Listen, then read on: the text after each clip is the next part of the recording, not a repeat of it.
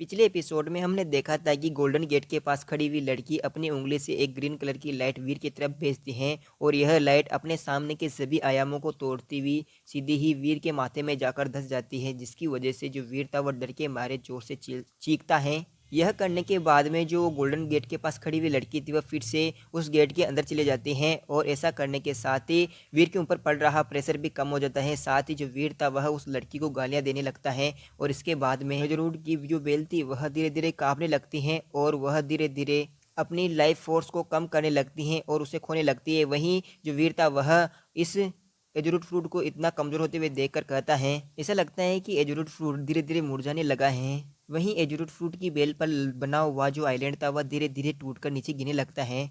वहीं जो वीर था वह एजरूट फ्रूट पर लगे हुए फल को बहुत ही ध्यान से देखता है और कहता है, मुझे ये फल मिल गया है, कैसे भी करके मुझे इसे निकालना होगा। ऐसा कहने के साथ ही जो वीर था वह जल्दी से इस फ्रूट को लेने के लिए एजरूट फ्रूट के पास चला जाता है और वहां पर जाने के बाद में जल्दी से उस फ्रूट को तोड़कर छलांग मारकर आसमान में उड़ जाता है। वीर की आंखों के सामने देखते ही देखते आइलैंड के ऊपर बना हुआ एजरूट फ्रूट का जो पौधा था वह धीरे धीरे नष्ट हो जाता है। वीर एजरूट फ्रूट की बेल को नष्ट होते हुए देखकर अपने मन में कहता है, मुझे यकीन नहीं था कि एजरूट फ्रूट फेरी के जाने के बाद में यह बेल नष्ट हो जाएगी।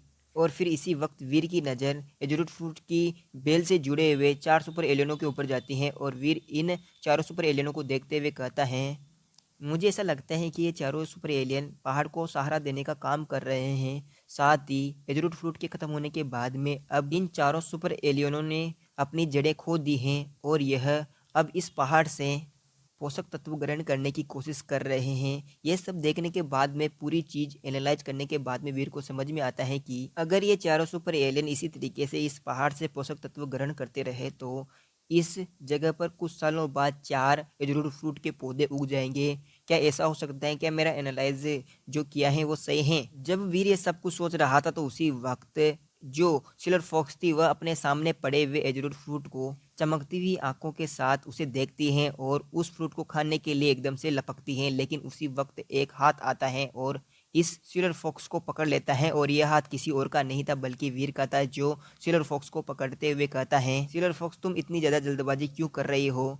रुको, थोड़ी बहुत सावधानियां बरतो। और इसके बाद में जो वीर था वह जल्दी से उस एजरूट फ्रूट को कुछ हिस्सों में डिवाइड कर देता है और उनमें से एक हिस्से को वीर सिल्वर फॉक्स को दे देता है, जहाँ पर जो सिल्वर फॉक्स थी वह बड़े चाव से इस हिस्से को खाने लगती है। वहीं इसमें से एक हिस्से को वीर खुद खाने लगता है। जैसे ही वीर इस एजरूट फ्रूट के एक हिस्से को बाइट करता है तो वीर को ऐसा लगता है जैसे कि उसने किसी अजीब चीज़ को खा लिया है जिसका स्वाद बिल्कुल बेकार था। और वीर इसे अपने मुंह से थूकता हुआ कहता है, इसका टेस्ट तो बिल्कुल सेंट राइनो के मांस की तरह था, बिल्कुल भी अच्छा नहीं है।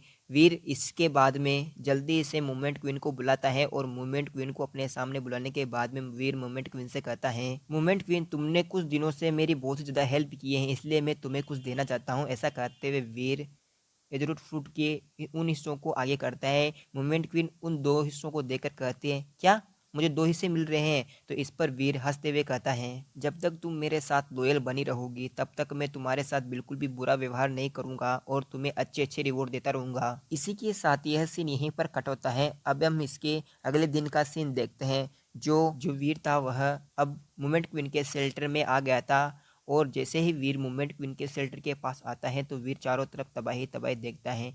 तभी अचानक वीर को एक बहुत ही जोरदार दहाड़ सुनाई देती है जो शेल्टर के अंदर से आ रही थी। वीर इस दहाड़ को सुनकर कहता है, मेरे इस शेल्टर के अंदर से यह किस तरीके की आवाज़ आ रही है? लगता है कोई चिल्ला रहा है। इसी के साथ वीर गोल्डन शेर के साथ जल्दी से शेल्टर के अंदर जाता हुआ चिल्लाते हुए कहता है, किसकी हिम्मत हो गई मेरे शेल्टर के ऊपर अटैक करने की? और वीर अपने शेल्टर के अंदर के सीन को देखता है जहां पर वही हरे आर्मर वाला सुपर एलियन अपने डायनासोर के ऊपर अटैक कर रहा था। वीर उसे देखने के बाद में काफ़ी तेज गुस्से में आ जाता है और अपने ओरे को रिलीज करते हुए आगे बढ़ने लगता है। जैसे ही हरे आर्मर वाला एलियन इस ओरे को महसूस करता है तो वो पीछे की तरफ देखता है और वह काफ़ी ज़्यादा घबरा जाता है। और इसके तुरंत बाद जो यह हरे आर्मर वाला एलियन था अपनी तलवार को वहीं पटक देता है और एक दीवार पर छलांग मारकर चढ़कर यहाँ से भागने लगता है। वीर इस हरे आर्मर वाले एलियन को भागता हुआ देखकर बहुत तेज गुस्से में आ जाता है और दांत पीसते हुए कहता है, मूवमेंट क्वीन और लिटिल एंजल जल्दी करो और इसे मार दो। वीर के इसी ऑर्डर के साथ दोनों के दोनों ही बहुत ही स्पीड से आगे बढ़ती हैं और जो लिटिल एंजल थी वह अपनी तलवार से इस एलियन के पैर पर अटैक करती हैं। वहीं जो मोमेंट क्वीन थी वह अपनी तलवार से इस एलियन की गर्दन पर अटैक करती हैं और जो यह एलियन था वह अपनी गर्दन को आसमान में उड़ता हुआ सा महसूस करता है और वह एलियन इसी के साथ किल हो जाता है। और इसी वक्त वीर के नोटिफिकेशन सिस्टम में नोटिफिकेशन भी आ जाता है कि आपने स्टील नाइट को किल कर दिया है और आपको स्टील नाइट की डेविल सोल भी प्राप्त यहाँ हुई पर है। इस नोटिफिकेशन के ऊपर ध्यान नहीं देता है और आगे बढ़ते हुए स्टिल नाइट किंग की डेड बॉडी के पास आता है और इसे ध्यान से देखते हुए वीर कहता है, मुझे समझ में नहीं आ रहा कि यह सुपर एलियन सेकंड जनरेशन का है, लेकिन फिर भी इसके मांस को मैं नहीं खा सकता हूँ, ऐसा कैसे है। और तभी जो वीर था उसकी नज़र इस सुपर एलियन की तलवार के पास जाती है। वीर इस तलवार को उठाते हुए कहता है, लगता है यह अच्छा खजाना हो सकता है, मुझे इस तलवार का यूज करना चाहिए। देखते हैं इस तलवार का नाम क्या है। तो वीर को अपने नोटिफिकेशन सिस्टम में नोटिफिकेशन आता है और इसका नाम वीर को पता चलता है कि यह तलवार ग्रेड सोर्ड के नाम से प्रसिद्ध है और वीर इसे चलाने में काफ़ी ज़्यादा हल्का सा महसूस करता है। और इसी के साथ यह एपिसोड भी यहीं पर एंड हो जाता है। अगर आपको एपिसोड पसंद आ रहा है तो फटाफट से चैनल को सब्सक्राइब कर देना, बेल आइकन ऑन कर लेना। हेलो दोस्तों, जैसे कि पिछले एपिसोड में हमने देखा था कि जो वीर था वह मोमेंट क्वीन और लिटिल एंजल दोनों को ऑर्डर दे देता है कि जल्दी से जाओ और इस still night king super alien को किल कर दो। और यह सुनने के साथ ही मोमेंट क्वीन और लिटिल एंजल दोनों के दोनों ही बहुत ही बुरी तरीके से इसे मार देती है। Still night king super alien की डेड बॉडी के पास वीर पहुंचता है और इसे ध्यान से देखता है तो वीर को इस सुपर एलियन की डेड बॉडी के पास एक तलवार नजर आती है जो इसकी थी और इस तलवार का नाम ग्रेट स्वॉर्ड था और वीर इस तलवार को अपने पास रख लेता है। इसके बाद में वीर इस सुपर एलियन की एनर्जी का अनुकरण करता है जिससे वीर इसके जीनो एसेंस को अवशोषित कर लेता है और वीर के जीनो पॉइंट बढ़ने लगते हैं। जैसे जैसे वीर स्टिल नाइट सुपर एलियन के जीन को अवशोषित करता है वैसे वैसे वीर की बॉडी में बहुत ज़्यादा बदलाव आता है और उसकी मसल्स और हड्डियाँ काफ़ी ज़्यादा मजबूत हो जाती हैं और वीर का जो लेवल था वो भी बहुत ही ज़्यादा स्पीड से बढ़ने लगता है। और वीर अपने शरीर में होते हुए बदलावों को महसूस करते हुए कहता है, मुझे ये बिल्कुल भी उम्मीद नहीं थी कि स्टील नाइट किंग के जीनो एसेंस को अवशोषित करने के बाद में मेरी मांसपेशियां इतनी ज्यादा मजबूत हो जाएगी। और वीर अपने शरीर में होते हुए बदलावों को महसूस करते हुए अपने आप से कहता है, मैं बहुत दिनों से सोच रहा था कि मेरे सुपर जीनो पॉइंट बिल्कुल भी नहीं बढ़ रहे हैं, लेकिन मुझे उम्मीद नहीं थी कि एक सुपर एलियन बिना किसी मेहनत के मेरे सामने आ जाएगा और मैं उसके जीनो पॉइंट अवशोषित भी कर पाऊंगा। और इसी के साथ ये सीन यहीं पर कट होता है। अगले सीन में हम देखते हैं कि जो वीर था वह एलायंस में जा रहा था, साथ ही वीर के दिमाग में एक चीज़ और चल रही थी कि एलायंस में जाने के बाद में सबसे पहले उसे सूरा लिक्विड की जांच करवानी होगी और उसके बारे में बहुत ज़्यादा इन्फॉर्मेशन हासिल करनी होगी। वीर इसी तरीके की बातें सोचते सोचते एलायंस में पहुंच जाता है। एलायंस में पहुंचने के बाद में जो वीर था वह सबसे पहले तो रूही से मिलने के लिए जाता है। वीर रूही के पास जाने के बाद में सबसे पहले सूरा लिक्विड के बारे में रूही से बात करता है और वो सब कुछ बताता है जो उसने देखा था। और यह सब कुछ सुनकर जो रूही थी वह उस सूरा लिक्विड को अपने हाथ में लेते हुए देखती हैं और वीर से कहती हैं, तो आपके कहने का मतलब ये है कि इस लिक्विड का यूज करने के बाद में किसी के शरीर में काफ़ी ज़्यादा पावर बढ़ जाती है और उसका शरीर चेंज हो जाता है और उसकी मांसपेशियां एक अलग ही आकार ले लेती हैं। और वीर ये सब कुछ सुनने के बाद में अपनी गर्दन हाँ में हिलाता है और रूही से कहता है, हाँ ये सब कुछ मैंने अपनी आंखों से देखा है। वहीं रूही वीर की गर्दन हाँ में हिलते हुए देखकर कहती है, अच्छा तो ऐसी बात है, तो यह मनुष्य के लिए काफ़ी इम्पोर्टेंट चीज़ है, तो मुझे जितना जल्दी हो सके उतना जल्दी मुझे पापा को यह बात बतानी होगी। और इतना बोलने के साथ ही जो रूही थी वह आगे बढ़ने लगती है, लेकिन तभी जो वीर था वह पीछे से रूही को रोकते हुए कहता है, रुको ना, अभी मत जाओ, थोड़ी देर बात करते हैं। वहीं वीर की इस बात को सुनकर जो रूही थी वह आगे बढ़ती हुई एकदम से रुक जाती हैं और वीर की तरफ देखने लगती हैं और कहती हैं, हाँ हम बात करते हैं। और इसी के साथ जो रूही थी वह वीर से कहती हैं, वैसे भी मुझे तुमसे कुछ बात करनी थी, क्या तुम्हें पता है मानवता के इस अलायंस में अब सूरा भी जुड़ गए हैं और वह आज होने वाली पार्टी में शामिल होने आ रहे हैं। रूही की बात को सुनकर वीर हैरान होते हुए रूही से पूछता है, क्या असुर असुर यहाँ पर क्यों आ रहे हैं? वह अलायंस में कब से आने लगे हैं? इस बात का जवाब देती हुई जो रूही थी वह वीर से कहती हैं, क्या तुम्हें पता है असुर चाहते हैं कि हम सब मिलकर शांति से रहें। और यह सुनकर ही जो वीर था वह अपने पैरों पर खड़ा हो जाता है और वीर रूही से चिल्लाते हुए कहता है, आखिर ये कैसे पॉसिबल है? वह लगातार 3 सालों से हमारे अलायंस के ऊपर अटैक करते जा रहे हैं और वह अचानक ही कह रहे हैं कि अब हमें लड़ाई नहीं करनी चाहिए और शांति से रहना चाहिए। आखिरकार उनके दिमाग में चल क्या रहा है? वीर की इस बात को सुनकर जो रूही थी वह वीर से हंसते हुए कहती हैं, क्योंकि मनुष्य ने बहुत ही तेज़ी से विकास किया है और अभी इस वक्त एलियंस की जो पावर है वह असुर संगठन से, असुर कबीले से कम नहीं है, लगभग बराबर है। इसके अलावा जो असुर कबीले का राज परिवार है उसका जो पुराना राजा था वह अभी अभी ही शांत हुआ है और अभी इसी वक्त जो टाइम चल रहा है वह राज परिवार के लिए काफ़ी ज़्यादा बुरा चल रहा है और इस वक्त सिंहासन पूरी तरीके से खाली है और इस वक्त वह कैसे युद्ध करने के बारे में सोच सकते हैं। तुम्हें बताओ। इस बात को सुनने के बाद में जो वीर था वह भी हंसते हुए रूही से कहता है, शांति वार्ता जैसी बड़ी घटना पर मुझे कुछ भी कहने का अधिकार नहीं है, तो मेरा वहां जाने का वैसे भी क्या फायदा। इस बात को सुनकर जो रूही थी वह वीर की गाल को खींचते हुए वीर से कहती हैं, अरे मेरे वीरू तुम ज़्यादा मत सोचो, मैं सिर्फ वहाँ पर भोजन करने के लिए ही जा रही हूँ, वहाँ पर हमें सिर्फ बैठ कर ही खाना खाना है, तुम ज़्यादा मत सोचो। और यह सुनकर जो वीर था वह रूही के हाथों को पकड़ते हुए कहते, अच्छा अच्छा तो ये सिर्फ खाना है, तो फिर ठीक है, इसके लिए तो मैं तुम्हें जाने दे सकता हूँ। और इसी के साथ जो वीर था वह रूही को पकड़कर उठा लेता है और उठाकर रूही को अपने पास लेकर आता है और वीर रूही को कसकर पकड़ लेता है। तभी रूही वीर से कहती हैं, वीर क्या तुम मेरी बात ध्यान से सुनोगे। तो इस पर वीर अपनी गर्दन हाँ में हिलाता है और कहता है, हाँ बोलो। तभी जो रूही थी वह वीर से दूर होते हुए वीर से कहती हैं, इस बार सुराओं के कबीले से रॉयल फैमिली भी आएगी और उन रॉयल फैमिलियों में से बहुत सारे युवा भी होंगे जो हमसे फाइट करने का चैलेंज देंगे और इसका एक भी मौका नहीं छोड़ेंगे। वीर रूही की इस बात को सुनकर रूही से कहता है, बस इतना ही। तो इस पर रूही बोलती है, हाँ बस यही। तो ठीक है, मैं तुम्हारी हेल्प करने के लिए रेडी हूँ, बस मुझे तुमसे कुछ चाहिए। और ऐसा कहते हुए वीर रूही को अपने पास वाले टेबल पर बिठा देता है और रूही की तरफ धीरे धीरे बढ़ने लगता है और उनका गपा गप वाला सीन स्टार्ट हो जाता है। और इसी के साथ हम यह सीन यहीं पर कट करते हैं और अगले सीन में हम सीधे ही बैंक्वेट हॉल की बिल्डिंग को देखते हैं। एलायंस गठबंधन के सभी लोग इकट्ठा हुए थे और यहाँ पर पार्टी चल रही थी और यहाँ पर वीर और रूही दोनों ही भी पहुंच जाते हैं। जैसे ही वीर और रूही इस बैंक्वेट हॉल में आते हैं तो वह सबसे पहले रूही के फादर को ढूंढते हैं, जहाँ पर रूही के फादर वीर को बताते हैं कि इस बार असुर दूतों के रूप में 2 रॉयल सूरा भी आए हैं। इसके अलावा इन 2 सूराओं का जो लेवल है वह पहले से ही लेवल 4 का हो चुका है। इसके अलावा हमें उन 2 रॉयल सूराओं से सावधान रहने की जरूरत है और इनमें से जो सबसे ज़्यादा पावरफुल सूरा है उस सूरा का नाम यू जियालान है। और फिर रूही के फादर वीर और रूही दोनों को बताते हैं कि जो युवा जियालान है वह इस साल 22 वर्ष का होने वाला है। इसके अलावा यू जियालान युवा क्लैन की एक बहुत ही प्रसिद्ध ब्रांच से आता है। और तो और सबसे शॉकिंग वाली बात यह है कि युवा जियालान की जो फिटनेस है वह इस वक्त 260 के हैं। अपने पिता की इस बात को सुनकर जो रूही थी वह काफ़ी ज़्यादा हैरान हो जाती हैं और वह हल्की सी कांपने लगती हैं। इन्हीं बातचीतों के बीच में जो सूरा यू जियालान था वह तिरछी नज़र से रूही की तरफ देखने लगता है।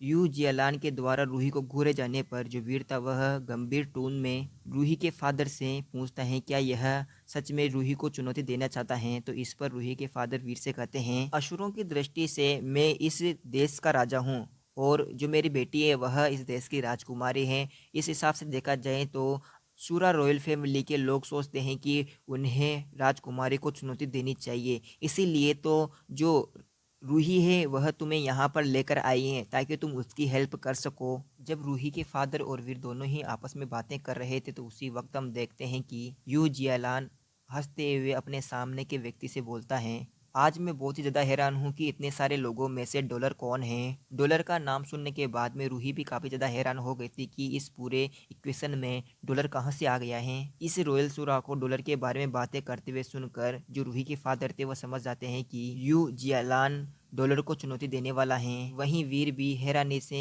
रॉयल सूरा की तरफ देखने लगता है और वीर अपने आप से ही कहता है, क्या यह डॉलर को ही चुनौती देने वाला है या मुझसे भी फाइट करेगा। वीर को कुछ समझ में नहीं आता। उसी वक्त हम देखते हैं कि जो आसपास की भीड़ थी वह असुरा की यानी सूरा की बात को सुनकर काफ़ी ज़्यादा खुश हो जाती है, हाँ, और कहते हैं यस डॉलर के साथ मुकाबला मजा आएगा मजा आएगा। सभी लोगों को इतना खुश देखते हुए जो यू जियालान था वह सभी से कहता है, मैंने सुना है कि एयरलाइंस में सबसे ज़्यादा प्रसिद्ध जो व्यक्ति हैं वह डॉलर ही हैं और उसके बारे में मैंने बहुत सारी बातें सुनी हैं, इसलिए मैं उसके साथ थोड़ी देर बातचीत करना चाहता हूँ और उसके साथ कुछ करना चाहता हूँ, उसके साथ खेलना चाहता हूँ, कूदना चाहता हूँ, फाइट करना चाहता हूँ। इस तरीके से बहुत सारी बातें करता है। और यह एपिसोड यहीं पर एंड हो जाता है। इसके अलावा अगर आपको एपिसोड पसंद आ रहा है तो फटाफट से चैनल को सब्सक्राइब कर देना, बेल आइकन ऑन कर लेना ताकि आपको वीडियो का नोटिफिकेशन मिल सके। और वीडियो जल्दी जल्दी लाने की कोशिश कर रहा हूँ। मेरे कुछ दिनों से इंटर्नशिप चल रही थी, इस वजह से मैं वीडियो अपलोड नहीं कर पा रहा, लेकिन मैंने अभी 1-2 दिन की छुट्टी ली है तो मैं वीडियो बना रहा हूँ, आपको अपलोड कर दूंगा। पिछले एपिसोड में हमने देखा था कि जो मिस्टर यू था वह डॉलर के बारे में आसपास के लोगों से पूछता है और सभी लोग समझ जाते हैं कि जो मिस्टर यू है वह डॉलर के साथ फाइट करना चाहता है। इसी बीच रूही के फादर यहाँ पर आ जाते हैं और रूही के फादर मिस्टर यू से कहते हैं, मिस्टर यू, मैं जानता हूँ कि आप डॉलर के बारे में क्यों पूछ रहे हैं, क्योंकि आप पहले से वैज्ञानिक हैं और आपने पहले ही डॉलर के बारे में बहुत कुछ सुना है, लेकिन जैसा आप सुन रहे हैं बिल्कुल वैसा नहीं है। इस बात को सुनने के बाद में मिस्टर यू रूही के फादर से पूछता है कि तो आप बताइए कि असली बात क्या है। और यह सुनकर जो रूही के फादर थे वह एक तरफ इशारा करते बोलता है, यह मिस्टर हुआंग शियाओ है और यह हमारे एलायंस का सबसे बेस्ट लड़ाकों में से एक हैं। इस बात को सुनकर मिस्टर यू रूही के फादर को देखते हुए हंसते हुए कहता है, कितनी अजीब बात है कि मैंने कभी भी एलायंस में हुआंग शियाओ नाम के व्यक्ति के बारे में कभी नहीं सुना है, जबकि मैंने डॉलर के बारे में बहुत कुछ सुना है। और तो और मैंने डॉलर के बारे में ये भी सुना है कि वह मोराक ग्रह पर होने वाले गोडेस फाइट के अंदर टॉप 10 में पहुंचा था। सूरा यू की बात को सुनकर जो हुआंग था वह सूरा से बोलता है, मिस्टर यू, आप बिल्कुल सही बोल रहे हैं, डॉलर बहुत ही ज़्यादा पावरफुल है और मैं डॉलर की बराबरी नहीं कर सकता हूँ, लेकिन मुझे लगता है कि मैं तुम्हारी बराबरी ज़रूर कर सकता हूँ और तुम्हारे लिए काफ़ी रहूँगा। इस बात को सुनकर मिस्टर यू हंसते हुए हुआंग से कहता है, अच्छा तो ऐसी बात है, तो फिर मैं पहले तुम्हें हराऊंगा और उसके बाद में डॉलर से फाइट करूंगा। तभी अचानक ये सीन यहीं पर कट होता है और अगले सीन में हम रूही को वीर के पास भागते हुए आते हुए देखते हैं, जहाँ पर जो रूही थी वह वीर से कहती है, वीर वीर सुनो मेरी बात। मिस्टर हुआंग ने रॉयल सूरा यू को फाइट करने के लिए चैलेंज कर दिया है और इसके बाद में जब मिस्टर यू हुआंग को हरा देगा तो वह डॉलर को चैलेंज करेगा। और तो और मैंने सुना है कि वो तुमसे फाइट नहीं करना चाहता है। वीर ये सब कुछ सुनने के बाद में रूही से कहता है, हाँ ठीक है वो तो, पर तुम इतनी ज़्यादा हड़बड़ाओ मत हो और थोड़ी सी रिलैक्स रहो। वीर की इस बात को सुनकर जो रूही थी वह अपने हाथों को अपने सीने के पास लाती हैं और थोड़ी सी परेशान भरी हुई आवाज़ के साथ वीर से कहती हैं, मुझे इस बात का डर नहीं है कि कोई आपको चैलेंज करेगा, मुझे बस इस बात का डर है कि मेरी वजह से आपको कोई जोखिम नहीं उठाना चाहिए और मेरी वजह से आपकी जान खतरे में नहीं होनी चाहिए। यह सब कुछ सुनकर जो वीर था वह हुआंग को देखते हुए कहता है, क्या कोई मुझे बता सकता है कि हुआंग का लेवल क्या है। वीर की इस बात को सुनकर जो रूही के फादर थे वह वीर से कहते हैं, जहाँ तक मैंने सुना है हुआंग शियाओ एक ट्रांसजेंडर है और अभी अभी यह तीसरे ग्रह पर एंटर हुआ है। इसके अलावा इसकी जो शारीरिक फिटनेस है वह 300 के आसपास है और यदि हम फिटनेस के हिसाब से देखते हैं तो वांग शियाओ को मिस्टर यू से फाइट करने में ज़्यादा प्रॉब्लम नहीं होनी चाहिए। जब रूही के फादर ये सब इन्फॉर्मेशन वीर को बता रहे थे तो इसी बीच में हुआंग और जो मिस्टर यू था वो दोनों के दोनों ही फाइटिंग एरिना में पहुंच जाते हैं और इस फाइटिंग एरिना के चारों तरफ बहुत सारे लोग इकट्ठा हो जाते हैं इस फाइट को देखने के लिए। जैसे ही दोनों के दोनों ही फाइटिंग एरिना के बीच में पहुंचते हैं तो उसी वक्त हम देखते हैं कि रॉयल फैमिली का जो ओल्ड सूरा था वह रूही के फादर से कहता है, अगर इस फाइटिंग में कुछ भी प्रॉब्लम होती है और हमारा जो सूरा था वह कुछ ज़्यादा प्रॉब्लम करता है तो मैं खुद जाकर उसे रोकूंगा, आप चिंता मत करो। रॉयल फैमिली के ओल्ड सूरा की बात को सुनकर जो रूही के फादर थे वह कहते हैं, आपके शब्दों को सुनकर मुझे थोड़ी सी राहत मिली है, चलो देखते हैं आगे क्या होता है। इसके बाद में हम फाइटिंग एरिना के स्टेज पर देखते हैं जहाँ पर मिस्टर यू हुआंग को कहता है, तो मिस्टर युवांग तुम सबसे पहले अटैक करो मेरे ऊपर, अगर मैंने तुम्हारे ऊपर अटैक किया तो मुझे नहीं लगता कि तुम मेरे अटैक को सह पाओगे। मिस्टर यू की बात को सुनकर जो हुआंग था वह मिस्टर यू को देखता हुआ कहता है, मैं बहुत ही ज़्यादा खुश हूँ कि आप मुझे सबसे पहले अटैक करने के लिए ऑफर कर रहे हैं, बस आप इस बारे में पछताओगे नहीं। वहीं नीचे खड़ा हुआ जो वीर था वह यू जियालान की बात को सुनकर रूही से कहता है, यहाँ पर यह सूरा काफ़ी ज़्यादा एरोगेंट है। तभी अचानक वीर के पीछे दो लोग आते हैं और वीर से कहते हैं, अरे ओ वीर, क्या शर्त लगाना चाहते हो इस चीज़ पर। और ये दोनों और कोई नहीं थे बल्कि ली फेंग और तान झेल्यू था। इस आवाज़ को सुनने के बाद में रूही और वीर दोनों के दोनों ही पीछे मुड़कर देखते हैं और वीर सामने वाले व्यक्तियों को देखकर हल्का सा मुस्कुराते हुए कहता है, ओह अच्छा तो तुम दोनों हो, तो बताओ तुम किस तरीके की बेट लगाना चाहते हो। ऐसा कहता हुआ वीर आगे बढ़ने लगता है। वीर की इस बात पर तांगजेल्यू वीर से कहता है, मैं इस बात पर बेट लगाना चाहता हूँ कि इस फाइट में कौन जीतेगा। और फिर ऐसा कहते हुए तांगजेल्यू वीर के कंधे पर हाथ रखते हुए वीर से कहता है, मैं शर्त लगाता हूँ कि इस फाइट को हुआंग जियावी जीतेगा। यह सुनकर वीर थोड़ा सा परेशानी भरी आवाज़ में कहता है। लेकिन यार मैंने तो अभी तक सिलेक्ट ही नहीं किया कि इन दोनों में से कौन जीतेगा। ये तो सरासर दिन दहाड़े लूट है। वहीं इसके साथ आसपास की एरिना पर खड़े हुए लोग काफ़ी ज़्यादा एक्साइटेड हो जाते हैं क्योंकि फाइट बिल्कुल तैयार थी होने के लिए। तभी हम देखते हैं कि जो हुआंग जियाओ था वह अपना पंच बनाकर बहुत ही स्पीड से मिस्टर यू के ऊपर अटैक करने के लिए आगे बढ़ जाता है। साथ ही मिस्टर यू से कहता है, मैं आशा करता हूँ कि आप मेरे इस पंच को आसानी से सह लोगे। मिस्टर यू हुआंग जियाओ की बात को सुनकर हुआंग जियाओ से कहता है, तो फिर दिखाओ तुम कितने ज़्यादा पावरफुल हो। वहीं ऑडियंस में खड़ा हुआ जो वीर था वो काफ़ी ज़्यादा हैरान था और इस पंच की पावर को देखकर कहता है, यार ये पंच तो काफ़ी ज़्यादा पावरफुल है। तो इस बात पर जो तांग जेलियो था वह वीर को बताता है कि क्या तुम्हें पता है कि जो हुआंग फैमिली है वह गोल्डन बुद्धा टेक्निक का यूज करती हैं और इसकी प्रैक्टिस करती हैं। इसके अलावा हुआंग फैमिली की गोल्डन बुद्धा टेक्निक जो है यह उनकी बॉडी को एकदम स्टील की तरह मजबूत बना देती हैं। और तो और यह जो टेक्निक है यह बॉडी को काफ़ी ज़्यादा मजबूत बना देती हैं। इसके अलावा इसमें काफ़ी ज़्यादा मात्रा में विनाशकारी पावर भी होती हैं। वहीं स्टेज के ऊपर दोनों के मुक्के जैसे एक दूसरे से टकराते हैं तो लगातार मुक्कों की बारिश हो जाती है और जो मिस्टर यू था वह हुआंग के मुक्कों को सहते हुए कहता है, मैंने सोचा था कि ये काफ़ी ज़्यादा पावरफुल है लेकिन इन्हें सहना इतना मुश्किल भी नहीं है। मिस्टर यू की इस बात को सुनकर जो हुआंग था वह लगातार अपने पंचों की बारिश को और बढ़ा देता है। वहीं नीचे खड़ा हुआ जो तांग जिलियो था वह इस फाइट को देखकर काफ़ी ज़्यादा हैरान था कि जो मिस्टर यू था वह अभी तक आसानी से फाइट कर पा रहा था। इसी बीच हम देखते हैं कि जो मिस्टर हुआंग था वह अपने दोनों हाथों से एक बहुत मोटी मुट्ठी बनाते हुए सामने की तरफ अटैक करने लगता है और जब भी ऐसा करता है तो उसका पूरा सिर गोल्डन कलर से चमकने लगता है।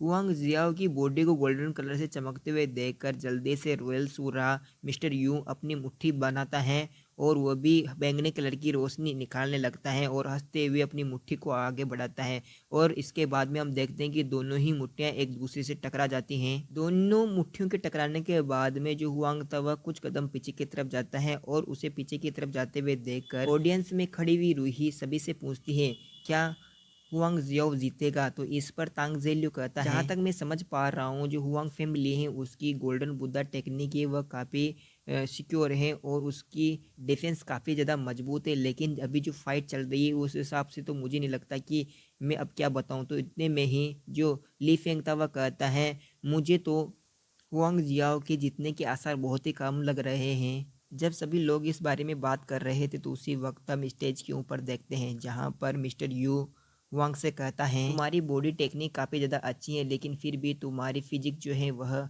सूराओं से काफ़ी ज़्यादा पीछे हैं। सूरा की इस बात को सुनकर जो हुआंग था वह सूरा से कहता है, बड़ी बड़ी बातें करना बंद करो, मैं जानता हूँ कि मैं तुम्हें नहीं हरा सकता, ये बात गलत है, मैं तुम्हें हरा सकता हूँ। इधर हुआंग ने इतना बोला ही था कि इतने में ही रॉयल सूरा मिस्टर यू हुआंग की इस बात से काफ़ी ज़्यादा नाराज़ हो जाता है और वह ब्लड सूरा जो सूराओं की एक टेक्निक थी उसका यूज करते हैं जिसकी वजह से वो काफ़ी ज़्यादा पावरफुल हो जाता है और उसका ऑरा काफ़ी ज़्यादा बढ़ जाता है। और जो मिस्टर यू था उसकी जो सिर था उसके ऊपर दो बड़े बड़े सींग बाहर निकल आते हैं। उसे इस तरीके से देखकर वीर भी काफ़ी ज़्यादा हैरान हो जाता है और देखता है कि यार ये काफ़ी ज़्यादा पावरफुल हो गया है। और तभी हम देखते हैं कि जो तांग जेल होता है वो समझ जाता है कि यह सूराओं का ट्रांसफॉर्म वाला जो लेवल है उस पर आ गया है और वह इस लेवल पर फाइट करने के बारे में सोच रहा है।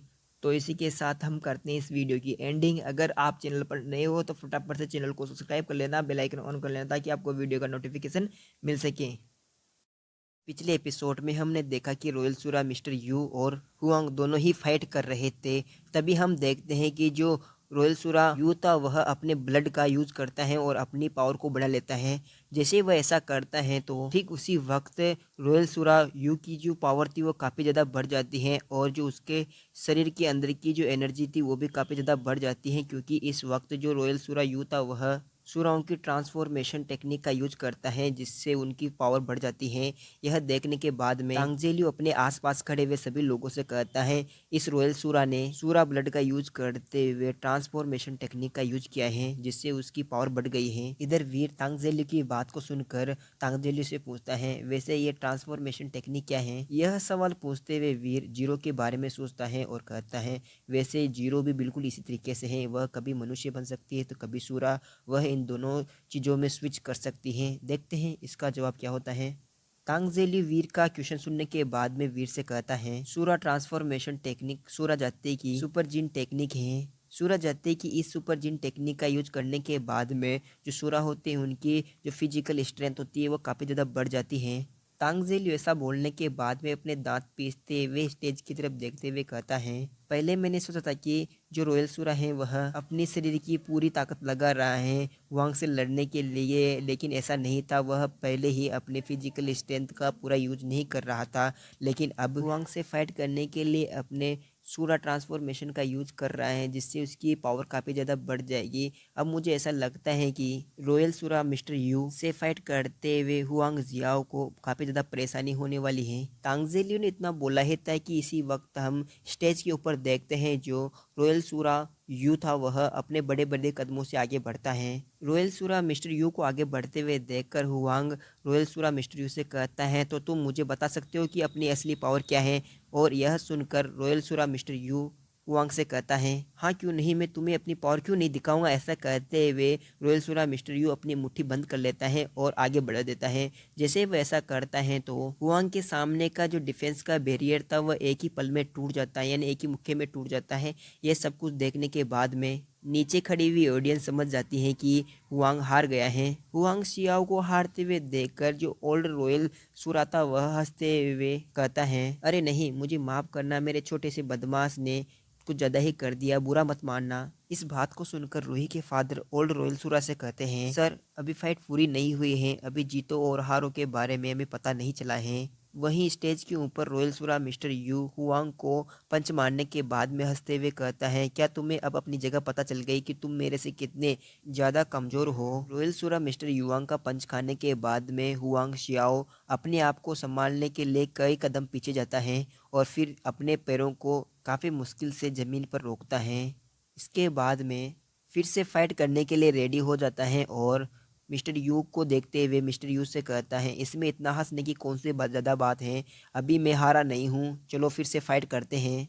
हुआंग शियाओ के इन शब्दों को सुनकर जो मिस्टर यू था वह तुरंत ही पंच बनाकर हुआंग के ऊपर टूट पड़ता है और अपना पंच बहुत ही स्पीड से हुआंग के ऊपर छोड़ देता है। हुआंग अपने ऊपर पंच आता हुआ देखकर बहुत ही स्मूथ तरीके से इस पंच को डोज कर देता है और हुआंग शियाओ मिस्टर यू के पंच को डोज करते हुए ही अपने एक पंच को मिस्टर यू के पेट पर मार देता है। और वहीं ऑडियंस में खड़ा हुआ तांग जेलियो इस पंच को लगते हुए देखकर काफ़ी ज़्यादा हैरान था और इस हैरानी के साथ में कहता है मुझे यकीन नहीं हो रहा है कि हुआंग शियाओ इतना ज़्यादा फ्लेक्सिबल है और उसके अंदर का जो गोल्डन ऑरा है वो भी काफ़ी ज़्यादा पावरफुल है। मुझे काफ़ी ज़्यादा हैरानी हो रही है कि एलायंस के अंदर इतनी अच्छी प्रतिभा भी है। इसी वक्त हम फिर से फाइटिंग एरिना में देखते हैं जहां पर जो मिस्टर यू था वह घूमकर फिर से हुआंग के ऊपर अपने पंच को लेकर जाता है और वहीं नीचे खड़ा हुआ जो वीर था वह भी इस पंच को आगे बढ़ते हुए देखकर कहता है मैंने इस पूरी फाइट को अच्छे से एनालाइज कर लिया है और इस पूरी फाइट को देखने के बाद में मुझे एहसास हो रहा है कि हुआंग शियाओ की जो पावर है वह सब कुछ डिस्ट्रॉय करने की है, लेकिन जो हुआंग शियाओ का जो चरित्र है वह काफ़ी ज़्यादा शांत है और सुलझा हुआ है और वह हर चीज़ को अच्छे से रियलाइज़ करने के बाद में अपना कदम बढ़ाता है। परंतु पीर ने इतना बोला ही था कि जो तांगजेली था वह चिल्लाते हुए हुआंग शियाओ से कहता है आगे बढ़ो और उसे ख़त्म कर दो। वहीं तांगजेली को इस तरीके से चिल्लाते हुए देखकर जो ली फेंग था वह तांगजेली से कहता है इतना मत चिल्लाओ, वह वैसे भी हारने वाला है। यह सुनकर जो तांगजेली था वह अपने दांत पीसते हुए ली फेंग की तरफ देखने लगता है। तुम झूठ बोल रहे हो, यह कैसे हो सकता है आखिरकार। यह सुनकर जो ली फेंग था वह तांगजेली को कुछ भी नहीं कहता है। वहीं हम स्टेज के ऊपर देखते हैं जहाँ पर मिस्टर यू हुआंग से कहता है क्या तुम्हें बस अटैकों को डॉज करना ही आता है। तो इस पर हुआंग बोलता है नहीं, यह मेरा टैलेंट है और मैं ये कर सकता हूँ, इसलिए मैं ये कर रहा हूँ। यह सुनकर रॉयल सूरा मिस्टर यू हुआंग के ऊपर अटैक करते हुए कहता है हाँ तो ठीक है, मैं तुम्हें दिखाता हूँ कि असली पावर क्या होती है। असली पावर के सामने सभी तरकीबें फेल हो जाती हैं। और ऐसा कहने के साथ ही जो रॉयल सूरा मिस्टर यू अपना कदम आगे बढ़ाता है, जैसे वह अपना कदम आगे बढ़ाता है तो वह एकदम से ही गायब हो जाता है और वह अगले ही पल हुआंग शियाओ के सामने आ जाता है। हुआंग शियाओ मिस्टर यू को अपने सामने देखकर एकदम से ही डर जाता है और देखते ही देखते मिस्टर यू का हाथ हुआंग शियाओ के सामने बहुत बड़ा हो जाता है हुआंग शियाओ हाथ को बड़ा होते हुए देखकर जल्दी से समझ जाता है कि इस अटैक से बचा नहीं जा सकता है। इससे बचने का केवल एक ही तरीका है कि अपने ऊपर होने वाले इस अटैक का जवाब दिया जाए। और ऐसा सोचने के साथ ही जो हुआंग शियाओ था वह अपने पंच को मिस्टर यू की तरफ बढ़ा देता है। और इधर जैसे ही मिस्टर यू का पंच हुआंग से टकराने वाला था, ठीक उससे पहले हुआंग शियाओ का सिर पकड़ लेता है। और जो हुआंग शियाओ का जो पंच था वह सीधे ही जाकर मिस्टर यू की छाती से टकरा जाता है और पूरी की पूरी तरीके से इक्वेशन चेंज हो जाती है। ऑडियंस में खड़ा हुआ जो वीर था वह भी काफ़ी ज़्यादा हैरान था कि दोनों पंच आपस में नहीं टकराए हैं, बल्कि दोनों का जो टारगेट था वह एकदम से ही चेंज हो गया है। और वीर अपने सामने के दृश्य को देखने के बाद में बिल्कुल ही हक्का बक्का रह जाता है।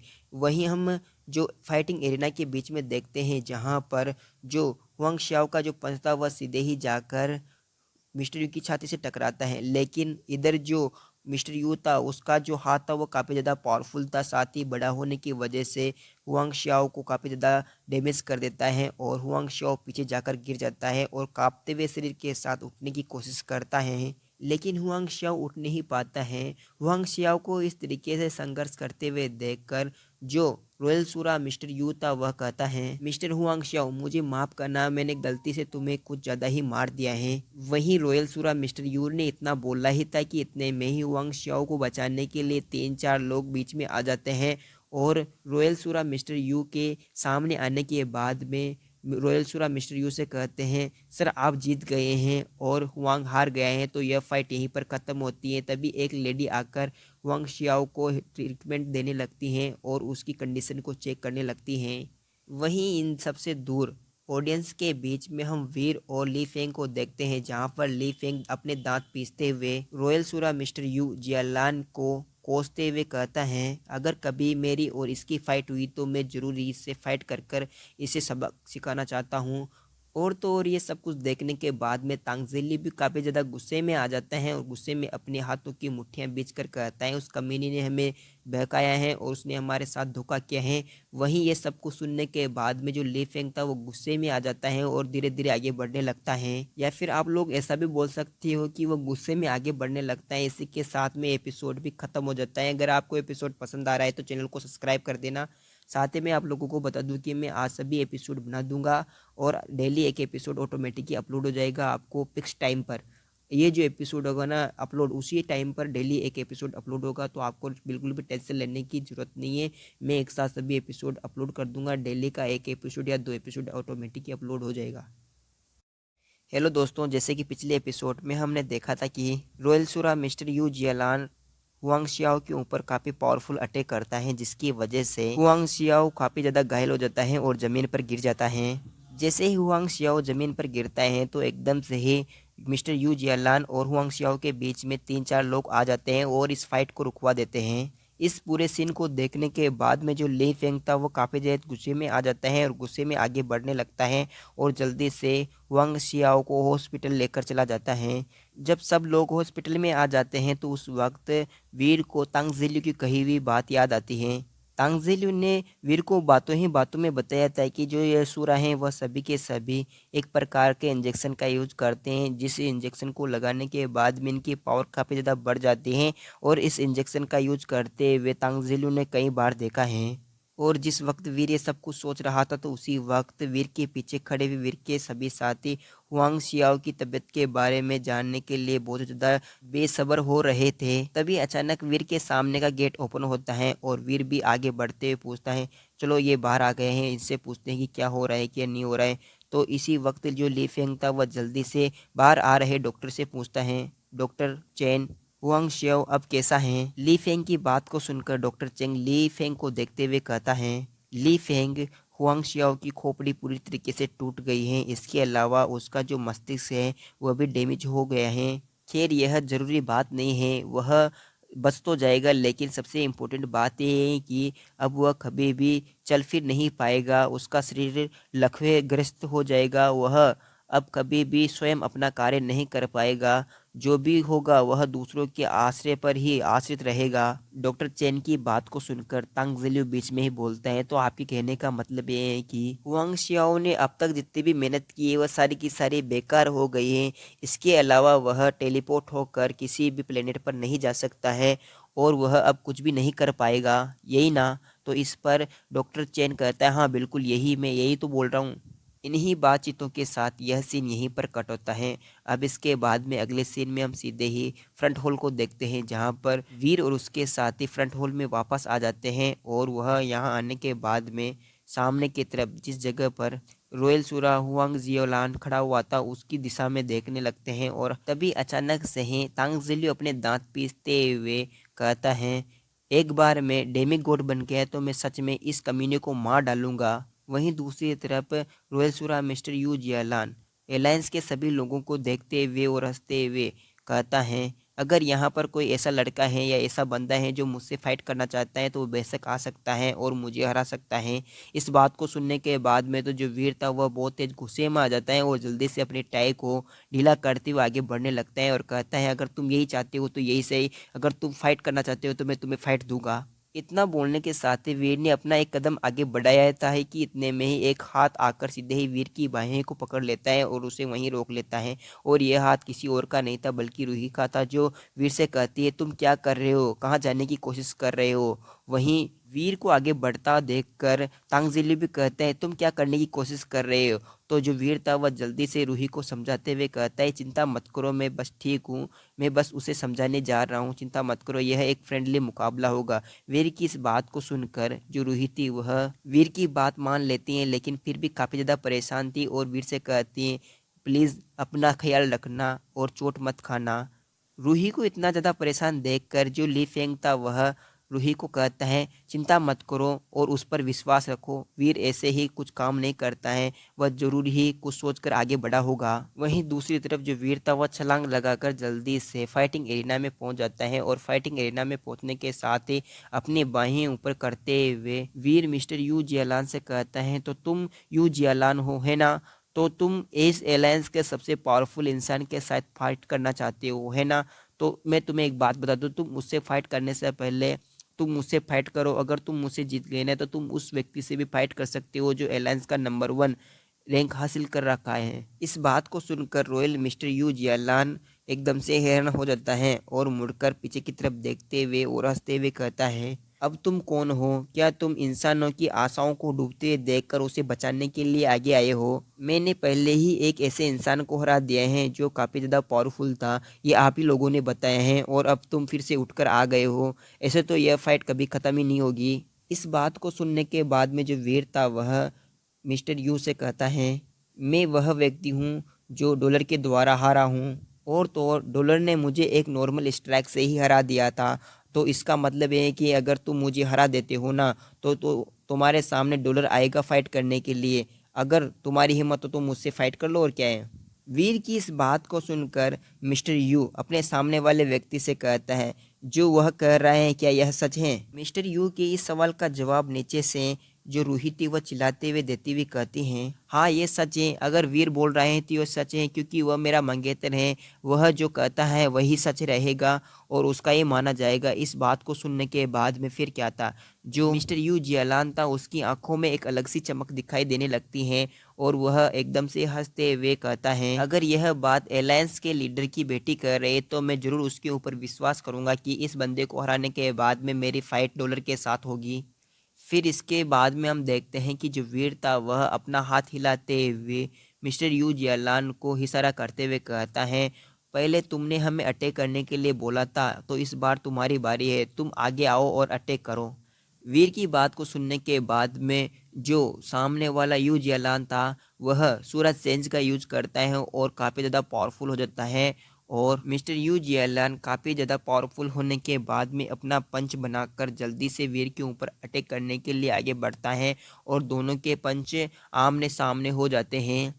धीरे धीरे इधर से यू जियालान का पंच बढ़ता है और उधर से वीर का पंच बढ़ता है। नीचे खड़ी हुई ऑडियंस के बीच में से हम ओल्ड रॉयल सूरा को देखते हैं, जो इस मैच को देखते हुए मुस्कुरा रहा था। वहीं जो रूही के फादर थे वह इस मैच को देखते हुए थोड़ा सा घबरा भी रहे थे। साथ ही मन में सोच रहे थे कि वीर पहले से ही लुओ फैमिली से रिलेटेड हैं। क्या ऐसा हो सकता है कि वीर के अंदर भी लुओ फैमिली की तरह ही पावर हो और वह अपनी पावर से सभी को चौंका दे। रूही के फादर जब ये सोच रहे थे तो उसी वक्त ओल्ड रॉयल सूरा सामने के मैच को देखते हुए कहता है, ग्रेट थंडर साउंड फिस्ट, मैंने इस टेक्निक को देखा है। यह लड़का सच में पागल है। यह इस टेक्निक का यूज यू जियालान के ऊपर करने जा रहा है। यह पहले से ही काफ़ी धीमा है और तो और इसका यूज इस वक्त काम नहीं आएगा। यह पंच यू जियालान से टकराने से पहले ही मुझे लगता है कि इस लड़के की छाती फट जाएगी और वह मर जाएगा।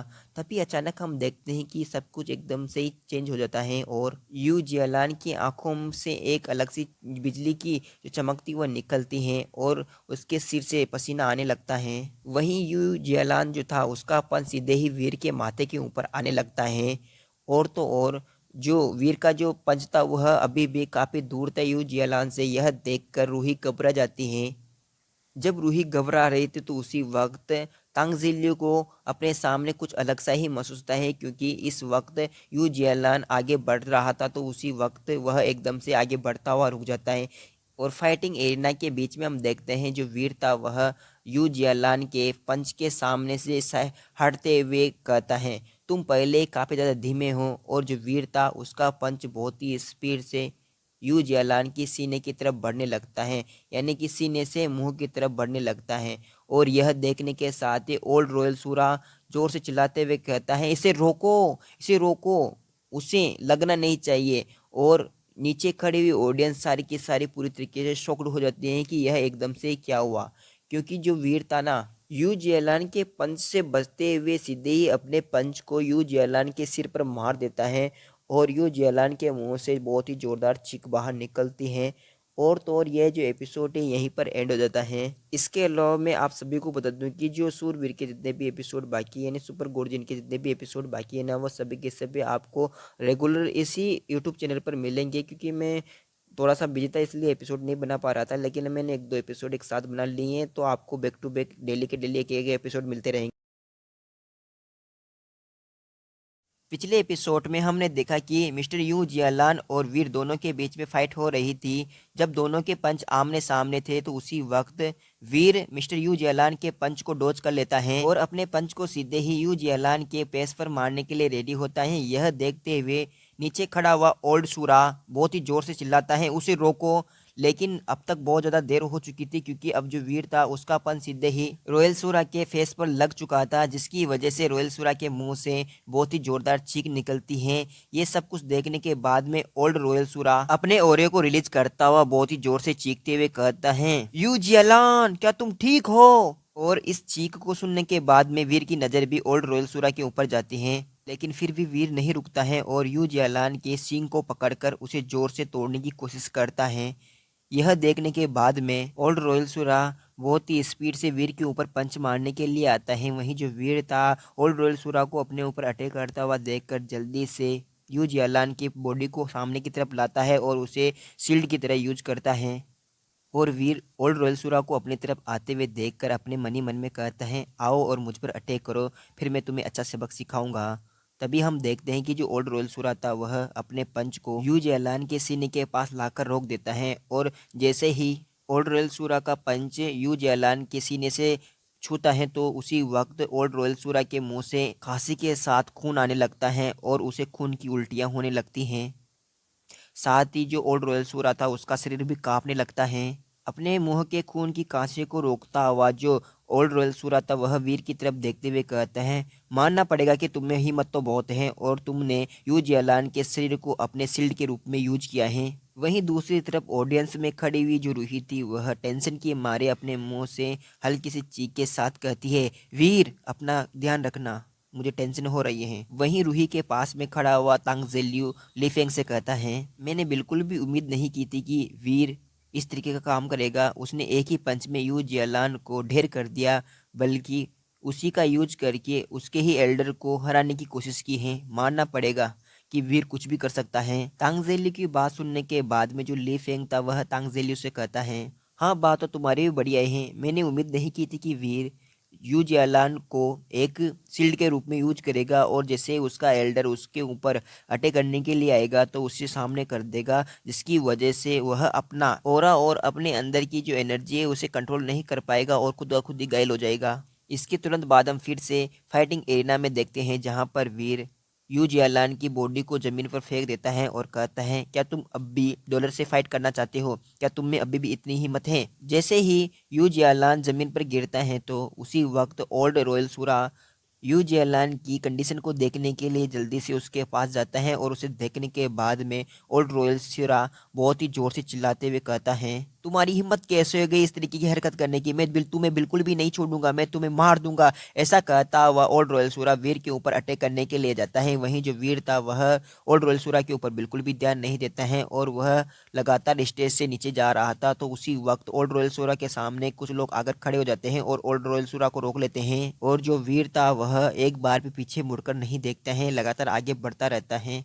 वहीं पीछे खड़ा हुआ ओल्ड रॉयल सूरा जोर से चिल्लाते हुए कहता है, तुमने सूराओं के सबसे इम्पोर्टेंट इंसान को चोट पहुंचाई है और अब यह शांति प्रस्ताव भी कुछ ऐसा काम नहीं करेगा। तुम्हें क्या लगता है कि हम इस चीज को ऐसे ही भूल जाएंगे? नहीं, हम इस चीज को इस तरीके से बिल्कुल भी नहीं भूलेंगे। हम इस चीज का बदला लेने के बारे में जरूर बात करेंगे। ओल्ड रॉयल सूरा की बात को सुनकर रूही के जो फादर थे वह ओल्ड रॉयल सूरा से कहते हैं, मत भूलिए कि यह आप ही का मिशन था जो एलायंस के साथ में शांति वार्ता में शामिल होना चाहते थे। हमने कभी भी फाइट करने के लिए मना नहीं किया है। इस बात को सुनने के बाद में ओल्ड रॉयल सूरा अपने आप को शांत करता है और थोड़ी सी परेशानी भरी आवाज में कहता है, हाँ यह भी है। इसके बाद में रूही के फादर वीर के पास जाते हैं और वीर से कहते हैं, चलो चले हम खाना खाते हैं, इन सब चीज़ों को संभालने के लिए मैं हूँ, तुम चिंता मत करो। और इसी के साथ में यह सीन यहीं पर कट हो जाता है। अब हम इसके बाद का अगले दिन का सीन देखते हैं, जहां पर एक अधेड़ उम्र का इंसान एक हवेली के अंदर बड़ी सी स्क्रीन को देखते हुए कहता है, बुरा नहीं है, यह बच्चा वास्तव में काफी ज्यादा अच्छा है और यह लुओ फैमिली में उस लुओ तांग से भी काफी ज्यादा अच्छा है। और तो और इस बच्चे ने लुओ फैमिली की सीक्रेट टेक्निक का यूज नहीं किया है, बल्कि इसने थंडरडोनी पंच का यूज किए हैं, जिससे ही उसने इस यू जियालान को किल कर दिया। मानना पड़ेगा कि अब लड़का काफ़ी ज़्यादा अच्छा है। और ऐसा बोलता हुआ यह अधेड़ उम्र का इंसान हंसने लगता है और इस अधेड़ उम्र के इंसान का नाम जू डोंगलाई है। और यह जू डोंगलाई हंसते हुए कहता है, मैं इस वक्त बस यह जानना चाहता हूँ कि इस वक्त लुओ है तांग के चेहरे का क्या भाव है, उसका रिएक्शन आखिरकार कैसा है। ये सब कुछ देखने के बाद में बहुत ज़्यादा हंसने के बाद में जू डोंगलाई अपने सबॉर्डिनेट को ऑर्डर देते हुए कहता है, मैं इस बच्चे से मिलना चाहता हूँ, इसके साथ मीटिंग फिक्स की जाए। यह सुनकर सबॉर्डिनेट जू डोंगलाई से कहता है, क्या हमें उससे डायरेक्ट बात करनी चाहिए और हमारी पहचान बतानी चाहिए? तो इस पर जू डोंगलाई अपने सबॉर्डिनेट से कहता है, नहीं, उसे हमारी पहचान के बारे में बिल्कुल भी पता नहीं चलना चाहिए। मुझे इंतजार करना होगा और सही मौका देखकर उससे अकेले में बात करनी होगी। जू डोंगलाई की बात को सुनकर सबॉर्डिनेट जू डोंगलाई से कहता है, क्या आपको नहीं लगता कि ये सब कुछ रोंग है? वह आखिरकार लुओ फैमिली का मेंबर है। सबॉर्डिनेट की इस बात को सुनकर जू डोंगलाई एक डेविल हंसी के साथ में अपने सबॉर्डिनेट से कहता है, क्या यह सबसे ज्यादा इंटरेस्टिंग नहीं होगा? जुओ डोंगलाई लुओ फैमिली के एक मेंबर को अपना स्टूडेंट बनाना चाहता है। चारों तरफ एक हड़कंप सा मच जाएगा। और इसी तरीके से कहता हुआ फिर से जो डोंगलाई लेवल हंसी के साथ हंसने लगता है और यह सीन यहीं पर कट होता है। अब हम इसके बाद का सीन देखते हैं, जहां पर वीर और रूही के फादर चौहान फैमिली के स्टडी रूम में बैठे हुए थे और मिस्टर चौहान वीर से बातें करते हुए कहते हैं कि देखो वीर, मैं भले ही इस देश का राष्ट्रपति हूँ, लेकिन फिर भी मैं लोगों के मुंह को बंद नहीं कर सकता हूँ, भले ही मैं उनसे कुछ भी कहूँ। तुम्हारी फाइट देखने के बाद में सभी लोगों को पता चल ही गया है कि तुम्हारे फिटनेस लगभग 200 के आसपास है और सभी लोग जानते हैं कि इवोल्वर बनने के लिए उनकी फिटनेस कितनी ज़्यादा ज़रूरी होती है। साथ ही तुम्हारी फिटनेस पहले से 200 के आसपास है। इससे सभी को शक हो गया है कि तुमने जीनो एसेंस को अवशोषित कर लिया है। इस पर जो वीर था वह कहता है, हाँ आप बिल्कुल सही है, मैंने जीनो एसेंस को अवशोषित कर लिया है। और इस पर जो वीर था वो हामी भी भर लेता है। यह सुनने के बाद में जो रूही के फादर मिस्टर चौहान थे वह कहते हैं, वीर मैं तुम्हें एक बात बता दूं कि जितनी भी हिडन ऑर्गेनाइजेशन है वह सभी के सभी तुम्हारे जीनो एसेंस को अवशोषित करने का तरीके के बारे में पता लगाना चाहते हैं। इसके अलावा वो बहुत ही बड़ी बड़ी साजिशों में तुम्हें शामिल करना चाहते हैं और तुम्हें फंसाना चाहते हैं, जिससे वह सब कुछ जान सकें। रूही के फादर ऐसा बोलने के बाद में एक पल के लिए रुकते हैं और फिर वीर से पूछते हैं, तो बताओ वीर, तुम ये सब कैसे करते हो? मिस्टर चौहान की बात को सुनने के बाद में जो वीर था वह हंसते हुए मिस्टर चौहान से कहते हैं, देखो, इसमें इतना छुपाने वाली कोई बड़ी बात नहीं है। मैं आपको बताता हूँ कि सुपर जीन पॉइंट हासिल करने के लिए हमें सबसे पहले एक ऐसे अंडे का पता लगाना होगा जो कि सुपर एलियन का है। फिर उसके बाद में हमें उसे तोड़कर उसके जो अंदर का जो लिक्विड है अंडे का उसे खाना होगा, जिससे हमारे जीनो पॉइंट बहुत ही स्पीड से बढ़ेंगे। और जब हमारे फिटनेस सुपर एलियनों से फाइट करने की हो जाएगी तो हम उसके जीनो एसेंस का यूज करके भी अपना जीनो पॉइंट बढ़ा सकते हैं। ये सब कुछ सुनने के बाद में जो मिस्टर चौहान थे वह वीर की तरफ हंसते हुए और मुस्कुराते हुए कहते हैं, यह एक बहुत ही इम्पोर्टेंट खोज है जो हमारे मानवता के लिए आगे जाकर एक बहुत बड़ी रचना में काम आएगी।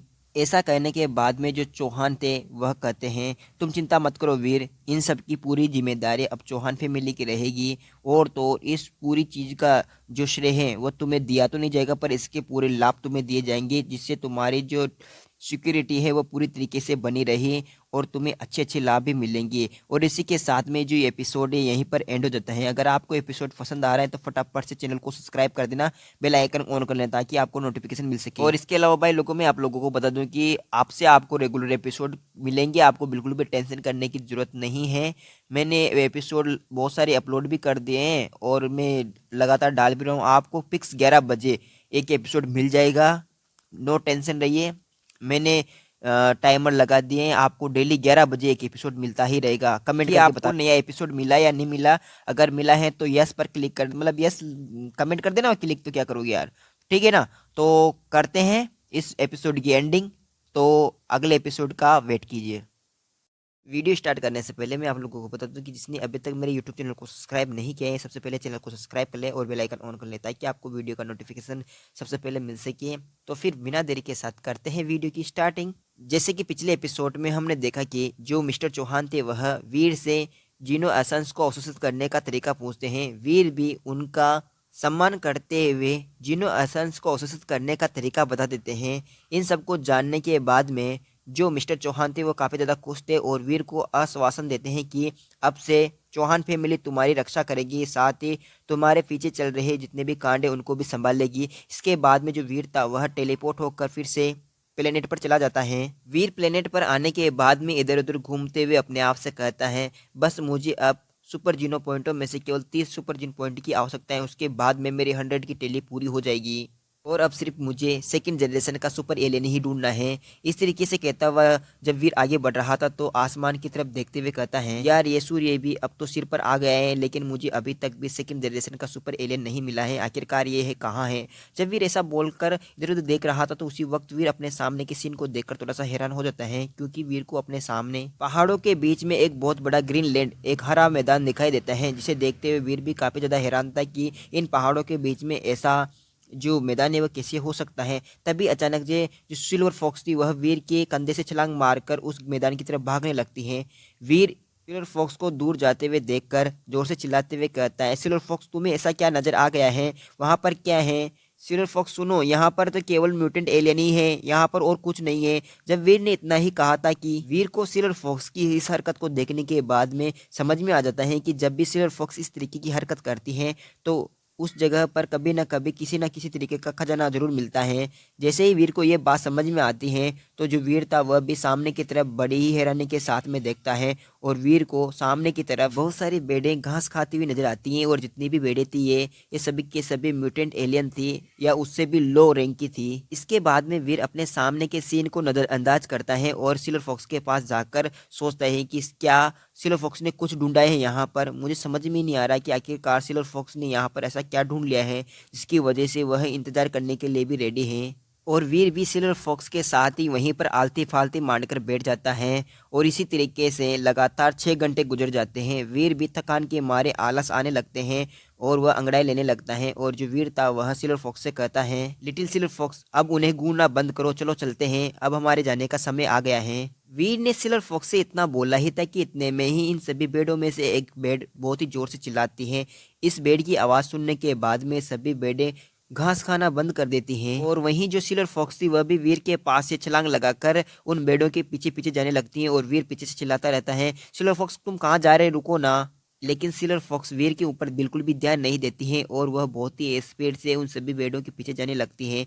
वीर सिल्वर फॉक्स का पीछा करते हुए कहता है, सिल्वर फॉक्स रुको ना, मैं भी तो आ रहा हूँ तुम्हारे साथ, मेरे लिए तो रुको थोड़ी बहुत। वहीं जो सिल्वर फॉक्स थी वह उन बेड़ों के पीछे दौड़ती दौड़ती चट्टानों के पास पहुंच जाती है और जो सिल्वर फॉक्स थी वह उन चट्टानों के सामने आने के बाद में रुक जाती हैं और जितनी भी बेड़े थी वह उन चट्टानों के बीच में से गुजरती हुई अंदर चली जाती हैं। और जो वीर था वह इन बेड़ों को इस घाटी के अंदर जाते हुए देखता है तो काफ़ी ज़्यादा हैरान था। साथ ही वीर समझ जाता है कि अगर ये बेड़े इस घाटी के अंदर आए हैं तो ज़रूरी इस घाटी के अंदर कुछ अच्छा खजाना हो सकता है। ये सब कुछ समझने के बाद में जो वीर था वह सिल्वर फॉक्स से कहता है, चलो सिल्वर फॉक्स आगे बढ़ते हैं। और इसी के साथ में सिल्वर फॉक्स और वीर दोनों के दोनों ही घाटी के अंदर प्रवेश कर जाते हैं। इस घाटी के अंदर चलते चलते सिल्वर फॉक्स एक चट्टान के पास जाती है और उसे सूंघने लगती हैं। इसके बाद में जो सिल्वर फॉक्स थी वह उस चट्टान के नीचे जोर लगाकर अपने पंजों से खोदने लगती हैं और वहाँ की मिट्टी हटाने लगती हैं। वीर ये देखकर कहता है, सिल्वर फॉक्स तुम क्या कर रही हो? वीर की बात पर सिल्वर फॉक्स ध्यान नहीं देती हैं और अपना काम करती रहती हैं। और कुछ देर बाद में जो सिल्वर फॉक्स थी वह उस चट्टान में एक रास्ता बना देती हैं जिसके अंदर से एक पानी टाइप वाला जो एक लिक्विड था वह बाहर निकलता है, जिसे देखने के बाद में जो सिल्वर फॉक्स थी वह अपनी पूरी ताकत लगाकर वहाँ की जितनी भी चट्टानें थी उन्हें हटाकर अपने लिए रास्ता बनाने लगती हैं और जल्दी से इस जगह पर रास्ता बना लेती हैं। और जो वीर था वह सिल्वर फॉक्स को इस तरीके से करते हुए देखकर चुपचाप खड़ा खड़ा देखता रहता है। और जो सिल्वर फॉक्स थी वह रास्ता बनाकर सीधे ही अंदर चली जाती है और जो वीर था वह उस छेद के अंदर से अंदर की तरफ देखता हुआ कहता है, क्या सिल्वर फॉक्स अंदर ठीक है? उसे ठीक होना चाहिए ना। वीर सिल्वर फॉक्स की टेंशन करता हुआ जल्दी से छेद के अंदर घुस जाता है और गुफा के अंदर का सीन देखता है। वीर उस छोटे से छेद से बाहर आने के बाद में उस पूरी गुफा को देखने के बाद में हैरानी के साथ में कहता है, मुझे यकीन नहीं था कि उस छोटे से छेद के अंदर इतनी बड़ी गुफा होगी। जैसे ही वीर इस गुफा के बीचों बीच आता है तो वीर को इस गुफा के अंदर एक छोटा सा तालाब नजर आता है और इस तालाब के अंदर एक छोटी सी मछली तैर रही थी। इसे देखते हुए वीर को समझ में आता है कि यह जो मछली है प्रथम पीढ़ी का सुपर एलियन है।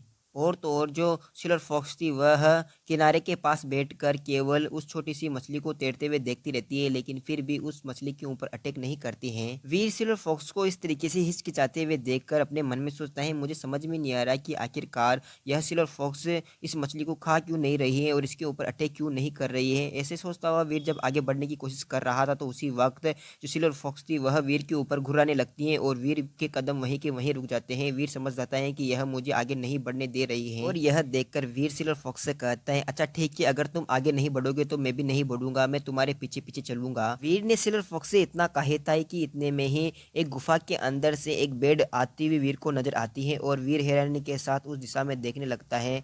और जो वो बेड थी वह धीरे धीरे उस तालाब के पास आती हैं और उस तालाब के अंदर से पानी पी लेती हैं। और यह बेड इस तालाब के अंदर से पानी पीने के बाद में यहाँ से जाने लगती है। तभी अचानक उस बेड के अंदर से धुआं निकलने लगता है और वह सड़ने लगती हैं। इसे देखकर वीर काफ़ी ज़्यादा हैरान हो जाता है और वीर की आंखों के सामने देखते ही देखते वह जो बेड थी वह धीरे धीरे सड़ने लगती हैं और पिघलने लगती हैं। और जो उसके अंदर का जितना भी मांस था वो पूरी तरीके से सड़कर नीचे गिरने लगता है, लेकिन फिर भी जो बेड थी वह आगे बढ़ने की कोशिश कर रही थी और देखते ही देखते वह ढेर में बदल जाती है और नीचे गिर जाती है। साथ ही उसके अंदर से बहुत ही खतरनाक तरीके से बदबू आने लगती है। और यह जो एपिसोड है यहीं पर एंड हो जाता है। अगर आपको एपिसोड पसंद आ रहा है तो फटाफट से चैनल को सब्सक्राइब कर देना और बेल आइकन ऑन कर लेना ताकि आपको वीडियो का नोटिफिकेशन मिल सके। इसके अलावा मैंने अब रेगुलर एपिसोड डालना स्टार्ट कर दिया है, तो अब आपको डेली एपिसोड मिलते रहेंगे। और मैंने फिक्स टाइम कर दिया है, दिन की मतलब सुबह के टाइम का 11 बजे एक एपिसोड डेली अपलोड होता रहेगा आपको। हेलो दोस्तों, अगर आपने अभी तक मेरे चैनल को सब्सक्राइब नहीं किया है तो पहले चैनल को सब्सक्राइब कर लेना, बेल आइकन ऑन कर लेना ताकि आपको वीडियो का नोटिफिकेशन मिल सके। अब बिना देरी के साथ करते हैं वीडियो की स्टार्टिंग। जैसे कि पिछले एपिसोड में हमने देखा कि वीर घाटी के अंदर से रास्ता बनाकर केव के अंदर आ जाता है और उस केव के अंदर एक बेड भी आ जाती है और केव के अंदर के तालाब से पानी पीकर यहाँ से जाने लगती हैं। बेड पानी पीने के बाद में जब यहाँ से जा रही थी तो उसी वक्त हम देखते हैं कि बेड का जो शरीर है वह धीरे धीरे पिघलने लगता है और उसके ऊपर का जो मांस था वह धीरे धीरे नीचे गिरने लगता है और सड़ने लगता है और बेड के शरीर के अंदर से धुआं भी बाहर निकलता है। और देखते ही देखते जो बेड थी वह जमीन पर धराशायी हो जाती है, लेकिन यहाँ पर जो यह बेड थी लगातार आगे बढ़ने की कोशिश करती है और वीर की आंखों के सामने देखते ही देखते जो बेड थी वह एक कंकाल में बदल जाती है। लेकिन फिर भी यह जो बेड थी यह चलना बंद नहीं करती है। यह सब कुछ देखने के बाद में जो वीर था वह काफ़ी हैरानी के साथ कहता है, इस बेड की पूरी हड्डियां नजर आ रही हैं, लेकिन यह बेड फिर भी आगे बढ़ने की हिम्मत कर रहा है और जीवित रहने की पूरी कोशिश कर रहा है। क्या यह जीवित बच सकता है? वीर ऐसा सोचता हुआ फिर से उस छोटे से तालाब की तरफ देखने लगता है और उस मछली को देखते हुए अपने मन में कहता है, अब मेरे समझ में आया कि सिल्वर फॉक्स तालाब के अंदर क्यों नहीं गई, क्योंकि इस तालाब के पानी के अंदर कुछ गड़बड़ थी। और इस तालाब के पानी के अंदर केवल यह मछली ही जिंदा रह पा रही है। यह आखिरकार यह कैसे कर पा रही है? जरूर इसके अंदर कुछ खास चीज होगी जिसकी वजह से यह तालाब के पानी के अंदर जीवित रह पा रही है। इस बारे में सोचने के बाद में जो वीर था वह जल्दी से सिल्वर फॉक्स के पास जाता है और सिल्वर फॉक्स के पास बैठने के बाद में सिल्वर फॉक्स से कहता है, सिल्वर फॉक्स, इस तरीके से अगर तुम इस मछली का बाहर निकलने का वेट करती रहोगी तो मुझे नहीं लगता कि वह इस तरीके से बाहर आएगी। इसके लिए हमें कुछ ऐसा करना होगा कि वह मछली इस तालाब से बाहर ज़बरदस्ती निकालनी होगी। ऐसा कहने के बाद में जो वीर था वह सिल्वर फॉक्स से कहते हैं, सिल्वर फॉक्स, मेरे पास एक आइडिया है, क्यों ना तुम इस तालाब वाली मछली को अपने लाइटनिंग बोल्ट का झटका दो और उसे बाहर निकालो। और वीर की बात सुनने के बाद में जो सिल्वर फॉक्स थी वह वीर की तरफ अपना मुंह बिगाड़ने लगती है और गर्दन हिलाकर मना करने की कोशिश करती है। सिल्वर फॉक्स को इस तरीके से हरकतें करते हुए देखकर वीर कहता है, सिल्वर फॉक्स, तुम कैसे मुंह बिगाड़ रहे हो मेरे सामने? तो इस बात पर सिल्वर फॉक्स रिएक्ट करती हुई अपने अंदर से लाइटनिंग बोल्ट को, करंट को बाहर निकालती हैं और बिजली का झटका सीधे ही मछली के ऊपर भेज देती हैं। जैसे ही यह बिजली सीधे ही जाकर पानी से टकराती है तो वह वहाँ पर ही नलिफाई हो जाती है, जैसे मानो पानी के ऊपर इस बिजली का बिल्कुल भी असर नहीं हुआ है। और जो वीर था वह इस तालाब के ऊपर सिल्वर फॉक्स की बिजली का असर न होते हुए देखकर कहता है, आखिरकार यह तालाब का पानी किस तरीके का है, इसके अंदर तो सिल्वर फॉक्स की लाइटनिंग बोल्ट भी एंटर नहीं कर पा रही है। ये सब सोचने के बाद में जो वीर था वह खड़ा होकर जल्दी से अपने मयूर क्रॉसबो को बुलाता है और कहता है, मुझे यकीन है कि यह पानी इसे नहीं रोक पाएगा। और ऐसा कहते हुए जो वीर था वह जल्दी से मयूर क्रॉसबो को बुला लेता है। वहीं नीचे बैठी हुई जो सिल्वर फॉक्स थी वह वीर के हाथ में मयूर क्रॉसबो को देखकर एकदम से ही काफ़ी ज़्यादा खुश हो जाती हैं और एकदम से ही उसकी आंखें चमकने लगती हैं। और इसके बाद में जो वीर था जैसे ही मयूर क्रॉसबो को बुला लेता है और उस मछली के ऊपर निशाना साधते हुए कहता है सिल्वर फॉक्स से, सिल्वर फॉक्स, ध्यान से देखो और तुम्हें पता चलेगा कि मैं कितना ज़्यादा पावरफुल हूँ। ऐसा कहने के साथ ही जो वीर था वह अपने मयूर क्रॉसबो से तीर को छोड़ देता है और वह जैसे ही वह जो तीर था वह पानी के अंदर जाता है तो वह अपना लक्ष्य चूक जाता है और मछली बचकर निकल जाती है। यह देखकर जो वीर था वह बहुत ध्यान से तालाब के पानी को देखता है और वीर को पता चलता है कि तालाब के पानी की डेंसिटी काफ़ी ज़्यादा है, जिसकी वजह से जो इसका अपवर्तित जो प्रतिबिंब है वह काफ़ी ज़्यादा दूर बनना है, जिसकी वजह से निशाना साधना काफ़ी ज़्यादा मुश्किल है। जिसे वीर को यह चीज़ समझ में आती है तो वीर जो था वह इस बार पूरी तरीके से अच्छे से कैलकुलेशन करता है और इस बार निशाना अच्छे से साधने के बाद में वीर कहता है, इस बार मुझे नहीं लगता कि मेरा निशाना चुकेगा। और इसी के साथ में जो वीर था वह तीर छोड़ देता है और वह सीधे ही जो तीर था वह मछली के आर पार निकल जाता है और मछली पानी के अंदर हल्की सी काँपने लगती हैं और उसके अंदर से आवाज़ भी निकलती है और वह तीर सीधे ही जाकर ज़मीन में घुस जाता है और मछली उसी तीर के साथ फंसी रह जाती है। वीर मछली को तीर के साथ फंसा हुआ देखकर जो वीर था काफ़ी ज़्यादा खुश हो जाता है और चिल्लाते हुए कहता है, हे मज़ा आ गया, मैंने ऐसे किल कर दिया है। वीर ऐसे खुश होता हुआ जैसे उछल ही रहा था तभी वीर का माथा ठनकता है और अपने आप से वीर कहता है, एक मिनट रुकना, तो अगर मैंने ऐसे किल कर दिया है तो मेरे सिस्टम में नोटिफिकेशन आना चाहिए, लेकिन मेरे सिस्टम में नोटिफिकेशन नहीं आया, इसका मतलब यहाँ पर कुछ ना कुछ तो गड़बड़ है भाई। वीर को जैसे ये बात समझ में आती है तो वीर आगे बढ़कर उस मछली को तालाब के किनारे से बहुत ही ध्यान से देखता है और वीर समझ जाता है कि यह मछली मरने का नाटक कर रही है। और तो और मेरा तीर खाने के बाद में उसके पास इतनी ज़्यादा लाइफ फोर्स बची हुई है कि वह ऐसा नाटक करने की हिम्मत कर रही है। बहुत बड़ी बात है ये तो। और फिर इसके बाद में जो वीर था वह flaming T rex devil soul को बुला लेता है और इससे मछली को बाहर निकालने की कोशिश करता है। और फिर जैसे ही वीर flaming T rex devil soul को तालाब के अंदर दसाता है तो flaming T rex devil soul के अंदर से काफ़ी तेज धुआं बाहर आता है और इसकी जो आग की लपटें थी वो भी कम होने लगती हैं, जिसे महसूस कर जो वीर था वह तुरंत इस फ्लेमिंग टी रेक्स को बाहर निकालता है और भाले की नोक को बहुत ही ज़्यादा ध्यान से देखता है। नोक को देखने के बाद में जो वीर था वह काफ़ी ज़्यादा शॉक्ड हो जाता है और वीर इसी शॉकिंग एक्सप्रेशन के साथ में अपने आप से कहता है, अगर मैं इसे थोड़ी देर और पानी के अंदर रखता तो मुझे नहीं लगता कि मेरा flaming T rex devil soul अब तक मेरे हाथ में होता, या पूरी तरीके से पानी के अंदर मेल्ट हो चुका होता और पिघल चुका होता। और वहीं दूसरी तरफ हम पानी के अंदर मछली को लगा हुआ जो तीर था वह देखते हैं, जो अब धीरे धीरे वो भी पिघलने लगता है। वीर इस पिघलते हुए तीर को देखकर सोचता है कि मुझे एक चीज़ समझ में नहीं आ रही कि flaming T rex devil soul एक पावरफुल डेविल सोल है, वहीं जेड स्टील एरो बहुत ही ज़्यादा कमज़ोर है। लेकिन फिर भी जैसे ही flaming T rex devil soul जैसे ही पानी के अंदर जाती हैं तो वह पल भर में बहुत ज़्यादा नुकसान सह लेती हैं, और जो मेरा एरो है वह बहुत धीरे धीरे पानी के अंदर पिघलता है। क्या ऐसा हो सकता है कि ज़रूरी यह पानी डेविल सोलों और एलियनों को नुकसान पहुंचाता है लेकिन एलोय को नहीं? ऐसा सोचने के साथ ही जो वीर था वह तुरंत एक प्लान बनाता है और अपने जेड स्टील के एरो के पीछे जेड स्टील एलोय का तार बांध देता है। और इसे बांधने के बाद में वीर काफ़ी ज़्यादा खुश था कि जैसे यह तीर मछली को लगेगा तो मैं इस तार की सहायता से जल्दी से उस मछली को खींच लूँगा। और इसी सोच के साथ में जो वीर था वह जल्दी से मिर क्रॉसबो के ऊपर तीर चढ़ा देता है और अपने तीर को छोड़ देता है। और ये तीर जैसे ही छूटती हैं तो वह सीधे पानी में बहुत ही स्पीड से मछली की तरफ बढ़ने लगती हैं। वहीं जो वह जो तीर था वह मछली को लगा हुआ वह धीरे धीरे बहुत ही ज़्यादा मात्रा में पिघल जाता है, और जो मछली थी वह जल्दी उस तीर से छूट जाती है। और जो वीर था उसका निशाना चूक जाता है और मछली वीर के अटैक से बच जाती है। अपना निशाना चूकते हुए देखकर जो वीर था वह जल्दी से तालाब के पास आकर उस मछली को बहुत ही ज़्यादा ध्यान से देखता है। वहीं जो मछली थी वह वीर को तालाब के पास आते हुए देखकर वीर की तरफ बहुत ही स्पीड से बढ़ती है, और जो वो मछली थी वह तालाब के अंदर ही एक बहुत ही खतरनाक तरीके से डाइव लगाती है और पानी के छींटे बाहर की तरफ उछालती हैं, और ये छींटे बहुत ही स्पीड से वीर के ऊपर जाने लगते हैं। इन छींटों को देखकर वीर कहता है, अरे नहीं, अगर ये पानी मेरे ऊपर गिर गया तो मैं ज़रूर ही जल जाऊंगा और मेरा हाथ जो मांस है वो पूरी तरीके से पिघल जाएगा। लेकिन ये तो बहुत ही ज़्यादा ख़राब हुआ कि मैंने इसे मारने की इतनी ज़्यादा कोशिश की लेकिन मैं फिर भी इसे किल नहीं कर पा रहा हूँ। ये कैसा कारनामा हो रहा है? और इसी के साथ में ये जो एपिसोड है यहीं पर एंड होता है। अगर आपको एपिसोड पसंद आ रहा है तो फटाफट से चैनल को सब्सक्राइब कर देना, बेल आइकन ऑन करना, ताकि आपको वीडियो का नोटिफिकेशन मिल सके। साथ ही मैं आप लोगों से पूछना चाहता हूँ कि आपको अब रेगुलर एपिसोड मिल रहे हैं तो आपको कैसा लग रहा है? अच्छा लग रहा है तो कमेंट करके बताएं। हेलो दोस्तों, जैसे कि पिछले एपिसोड में हमने देखा कि वीर मछली को किल करने के लिए एक नया प्लान बनाता है और अपनी तीर के पीछे एलोय का तार बांध लेता है और उस तीर को सीधे ही पानी के अंदर छोड़ देता है। जैसे ही वह तीर पानी के अंदर जाता है तो वह बहुत ही स्पीड से मछली की तरफ बढ़ता है। वहीं जो पानी के अंदर जो मछली थी वह वीर के पिछले छोड़े हुए तीर में फंसी हुई थी, और वह जो तीर था वह धीरे धीरे फिसलने लगता है।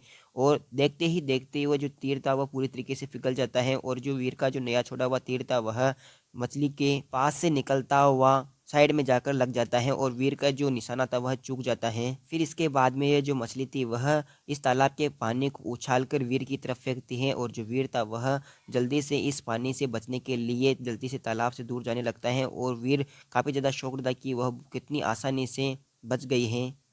और इधर ये मछली पानी उछालने के बाद में फिर से बेफिक्री तरीके से पानी यानी तालाब के अंदर तैरने लगती हैं, और जो वीर था वह मछली को तैरते हुए देखकर काफ़ी ज़्यादा शॉक्ड था, क्योंकि मछली के शरीर पर वीर के तीर से लगा हुआ जो घाव था वह बहुत ही स्पीड से भर गया था।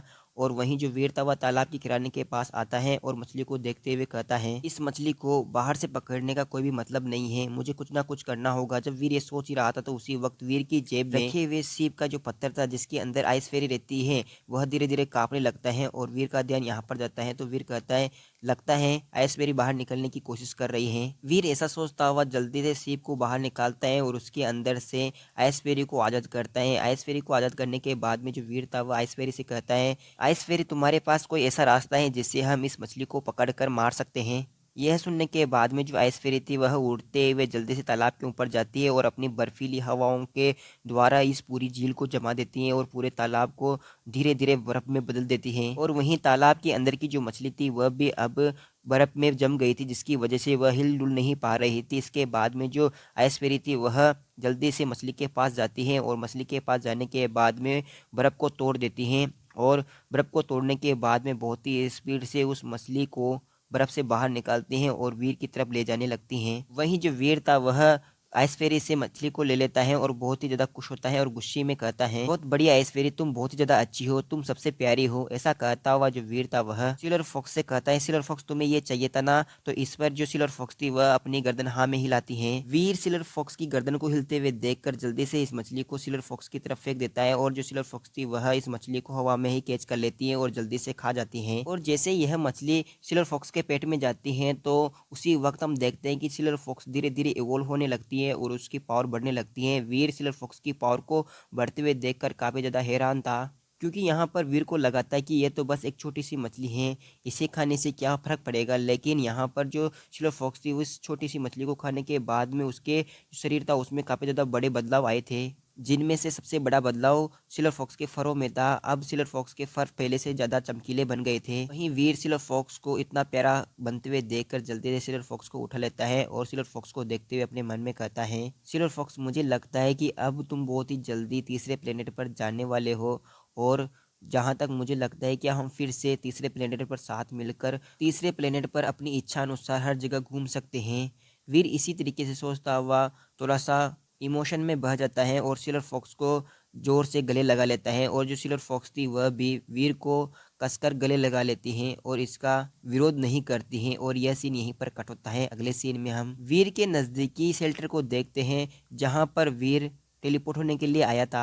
और जैसे ही वीर शेल्टर के मेन गेट के पास पहुंचता है तो उसी वक्त वीर के सामने एक आदमी आता है और वीर का रास्ता रोकते हुए कहता है, क्या तुम वीर रहे जाओ? इस पर वीर अपनी गर्दन हाँ में हिलाता है। और जिस व्यक्ति ने वीर का रास्ता रोका था उसकी फाइट एक बार पहले ही वीर के साथ हो गई थी, जब वीर होलोग्रामिक इमेज में ट्रेनिंग के लिए गया था। और वीर को याद आता है कि यह लुओइन है, और जो वीर था वह लुओइन को देखते हुए सोचता है, कहीं लुओइन को पता तो नहीं चल गया ना कि मैं ही डॉलर हूँ। लेकिन ये कैसे हो सकता है, मैंने तो बिल्कुल अपना चेहरा पूरी तरीके से हाइड करके रखा था, तो इसे पता तो नहीं चलना चाहिए। लेकिन अभी अभी इसने कहा ना कि वह वीर से मिलने के लिए है, तो इसका मतलब मेरे से कुछ काम होगा, है ना। वहीं वीर और जो लू इन थे दोनों ही एक दूसरे को बहुत ही ध्यान से घूरते हैं। इसके बाद में वीर लू इन को देखते हुए कहता है, हाँ तुम सही हो, मैं ही वीर रहे हूँ। क्या बात है, क्या कुछ काम था? वीर के शब्दों को सुनने के बाद में ही जो लो इन था वह पंच बनाकर सीधे ही वीर के ऊपर अटैक कर देता है और कहता है, मैं बहुत दिनों से तुम्हारी तलाश कर रहा था, आखिरकार तुम ही मिल गए हो। और फिर क्या था, वह पंच से सीधा वीर के ऊपर अटैक करता है और वीर ऐसे अपने ऊपर अटैक होता हुआ देखकर काफ़ी ज़्यादा हैरान हो जाता है और समझ नहीं पाता कि आखिरकार ये बंदा मेरे ऊपर अटैक क्यों कर रहा है।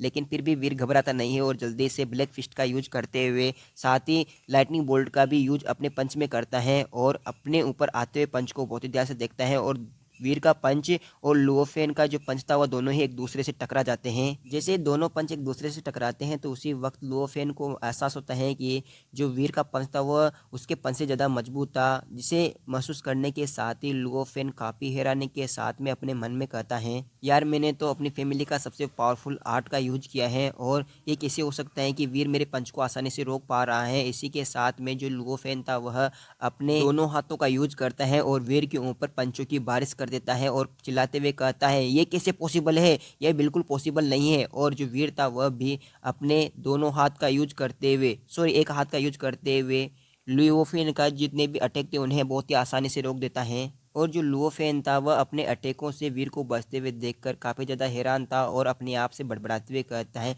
मुझे यकीन नहीं हो रहा कि तुम मेरे अटैकों से बच पाए और तुम्हारे शरीर पर एक खरोच तक नहीं आई है। आखिरकार तुम मेरे अटैकों से कैसे बच पा रहे हो? तुम्हारे पास तो हमारी फैमिली का सीक्रेट आर्ट और सीक्रेट टेक्निक की भी तो तुमने प्रैक्टिस नहीं की है, तुम आखिरकार ऐसा कैसे कर पा रहे हो? ये सब सुनकर जो वीर था वह लुओफेन से कहता है, ये सब छोड़ो और तुम मुझे ये बताओ कि लुओ फैमिली ने तुम्हें मेरे पास क्यों भेजा है। यह सुनकर जो लुओफेन था वह वीर को बताता है कि लुओ फैमिली ने मुझे आपके पास इसलिए भेजा है क्योंकि लुओ फैमिली जानना चाहते हैं कि लुओ फैमिली के सदस्य होते हुए भी हमारी फैमिली के सीक्रेट आर्ट का यूज नहीं करते हो, ना ही उसकी प्रैक्टिस करती हो, आखिरकार ऐसा क्यों है। इस बात को सुनने के बाद में जो वीर था वह लुओफेन को जवाब देते हुए कहता है, यहाँ से वापस चले जाओ। सबसे पहली बात तो मैं लुओ फैमिली से नहीं हूँ और मेरा नाम वीर रहेजा है, न कि वीर लुओ है, ठीक है ना। तो यहाँ से चले जाओ और वापस मत आना। इतना कहने के साथ ही जो वीर था वह यहाँ से मुड़कर जाने लगता है और ये एपिसोड यहीं पर एंड हो जाता है। और भाई लोगों, अगर आपको एपिसोड पसंद आ रहा है ना तो फटाफट से चैनल को सब्सक्राइब कर दिया करो और बेल आइकन ऑन कर लिया करो ताकि वीडियो का नोटिफिकेशन आपको मिल सके।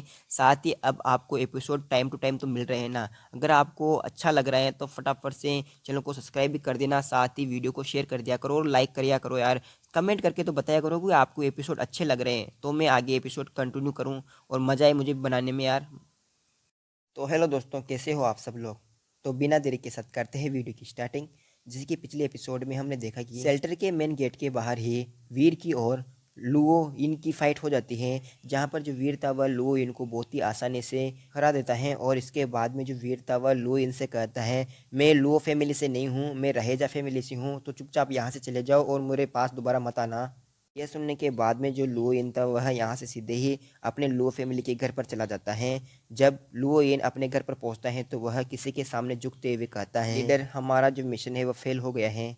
यह सुनकर सामने वाला व्यक्ति अपने कप में चाय लेते हुए कहता है, तो बताओ आखिरकार तुम्हारी फाइट में क्या हुआ, मुझे सब कुछ जानना है। इस बात को सुनकर लुओ इन सामने वाले व्यक्ति से कहता है, उसने मेरे सभी अटैकों को बहुत ही आसानी से ब्लॉक कर दिया, वो भी बिना हेमली टेक्निक के।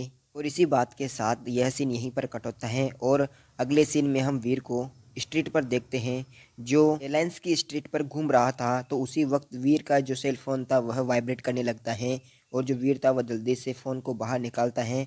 और वीर जैसे ही फ़ोन को बाहर निकाल कर कॉल चेक करता है तो यह कॉल किसी और का नहीं था बल्कि तानिया ओबरोय का था। वीर तानिया के कॉल को देखने के बाद में हंसने लगता है और कहता है, आज काफ़ी दिनों बाद में तुमने कॉल किया, क्यों, क्या कुछ खास बात है। तो इस पर जो तानिया थी वह वीर को बताती है कि वैसे ज़्यादा कुछ खास काम तो नहीं था, मुझे ये जानना था कि पेट एलिनो की फाइट के अंदर तुम्हारी सीट कौन सी है, कौन सी नंबर की है। तो इस पर जो वीर था वह हैरान होते हुए कहता है, क्या पेट एलिनो की फाइट, वो क्या है। वीर की इस हैरानी को सुनने के बाद में जो तानिया थी वह वीर से कहती है, सीनियर शायद आपको पता नहीं है कि जो डोंगलिंग ग्रुप है वह पेट एलेनो की फाइट करवा रहा है और बैटल करवा रहा है। और इस बैटल के अंदर मैंने भी अपना जो एलियन है वह छोड़ा है और मैं चाहती हूँ कि तुम भी यहाँ आओ और इस बैटल के अंदर अपना नाम लिखवाओ ताकि हम दोनों साथ मिलकर यहाँ पर तबाही मचा सके। और इसी तरीके से वीर तानिया से बात करते करते एलायंस बेस में आ जाता है। एलायंस बेस में आने के बाद में वीर जल्दी से अपने कंप्यूटर स्क्रीन के सामने बैठ जाता है और इसके बारे में और जानकारी लेने लगता है। तो यहाँ पर वीर को कंप्यूटर पर एक्सप्लोर करने के बाद में बहुत सारी जानकारियाँ मिलती है, जिसमें से एक इम्पोर्टेंट चीज़ ये थी कि जो भी इस पेट कॉम्पिटिशन में फर्स्ट रैंक हासिल करेगा उसको डोंगलिंग ग्रुप की तरफ से पेट एलियन के लिए कुछ गोलियां दी जाएगी जो उनकी पावर को बढ़ाने में और उनकी समझ को काफी ज्यादा पावरफुल कर देगी, जिसकी वजह से कम रैंक का पेट एलियन भी अपने से पावरफुल एलियन के साथ में आसानी से फाइट कर पाएगा। वीर इन सभी बातों को सोचते सोचते काफी ज्यादा आगे निकल जाता है और वीर को एक निष्कर्ष समझ में आता है कि लगभग लगभग सभी लोगों को पता है कि मेरे पास लिटिल एंजल है जो कि मेरी पेट डेविल है। और अगर मैं लिटिल एंजल के साथ में इस कंपटीशन के अंदर जाता हूं तो मुझसे कई पावरफुल एलियनों का मुकाबला करवाया जाएगा। तो इस हिसाब से देखा जाए तो मुझे ऐसा लग रहा है कि डोंगलिंग ग्रुप मेरे खिलाफ कोई साजिश रचने की प्लानिंग कर रहा है। और फिर यह सीन यहीं पर कट होता है और अगले सीन में हम वीर को देखते हैं जो किसी से कहता है, तो फिर आप बताओ कि आखिरकार ये डोंगलिंग जो ग्रुप है यह करना क्या चाहता है।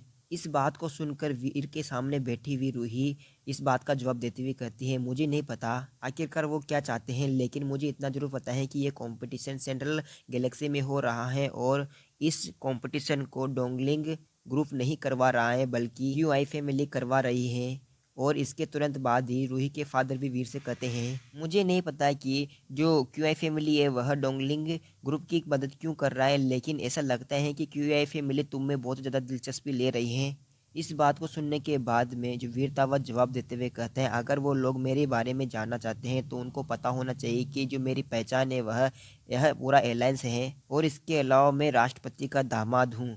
ये भी उनके विचारों को आराम नहीं दे पा रहा है। तो क्या इसका मतलब वो लुओ फैमिली के बारे में जानना चाहते हैं? क्या डोंगलिंग फैमिली लुओ फैमिली के साथ मिलकर मेरे साथ कुछ गड़बड़ करना चाहती हैं? वीर की इन अजीब सी बातों को सुनने के बाद में जो रूही थी वह वीर से पूछती है, तो फिर बताओ कि अब तुम आगे क्या करना चाहते हो। तो इस पर जो वीर था वह अपनी मुट्ठी कसते हुए रूही से कहता है, हाँ बिल्कुल, मुझे ऐसा लगता है कि अब मुझे उस कंपटीशन में भाग लेना चाहिए। वैसे भी इस कंपटीशन को डोंगलिंग ग्रुप नहीं करवा रहा है और क्यू आई फैमिली करवा रही है, तो वहाँ पर इतना ज़्यादा खतरा नहीं होगा, और वैसे भी इसमें इतनी ज़्यादा डरने की कौन सी बड़ी बात है। वीर की इस हाँ को सुनने के बाद में जो रूही के फादर थे वह वीर से कहते हैं, वीर अगर तुम सेंट्रल गैलेक्सी में जाने के लिए रेडी हो ही गए हो तो मैं तुम्हें एक बात बता दूं कि जी किंग भी तुम्हारे साथ सेंट्रल गैलेक्सी में जाना चाहती है।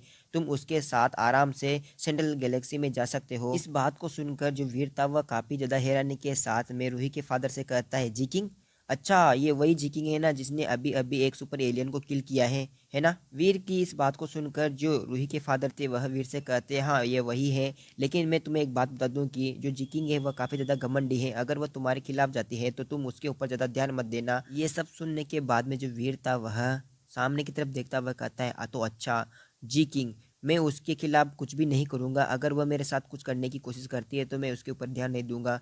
वैसे भी वो तो एक छोटी सी प्यारी सी है लड़की है ना। और इसी के साथ में ये सीन यहीं पर कट होता है। अब हम सीधे ही इसके अगले सीन में देखते हैं, सेंट्रल गैलेक्सी में जाने के लिए स्पेसशिप स्टेशन पे आ जाता है, और जैसे ही और जब वीर अपनी स्पेसशिप की सीढ़ियों के पास खड़ा हुआ था तो उसी वक्त एक लड़की वीर की तरफ बढ़ती हुई कहती है, हाय मेरा नाम जी किंग है और क्या आप मेरा ही वेट कर रहे थे। वहीं जो वीर था वह अपने सामने की लड़की को देखकर काफी ज्यादा हैरानी के साथ में कहता है, तो अच्छा आप जी किंग हैं। वीर को हैरानी में देखकर जी किंग मुस्कुराने लगती हैं, और जी किंग को मुस्कुराते हुए देखकर वीर और ज़्यादा हैरान हो जाता है, क्योंकि जो जी किंग थी वह बहुत ही ज़्यादा खूबसूरत थी।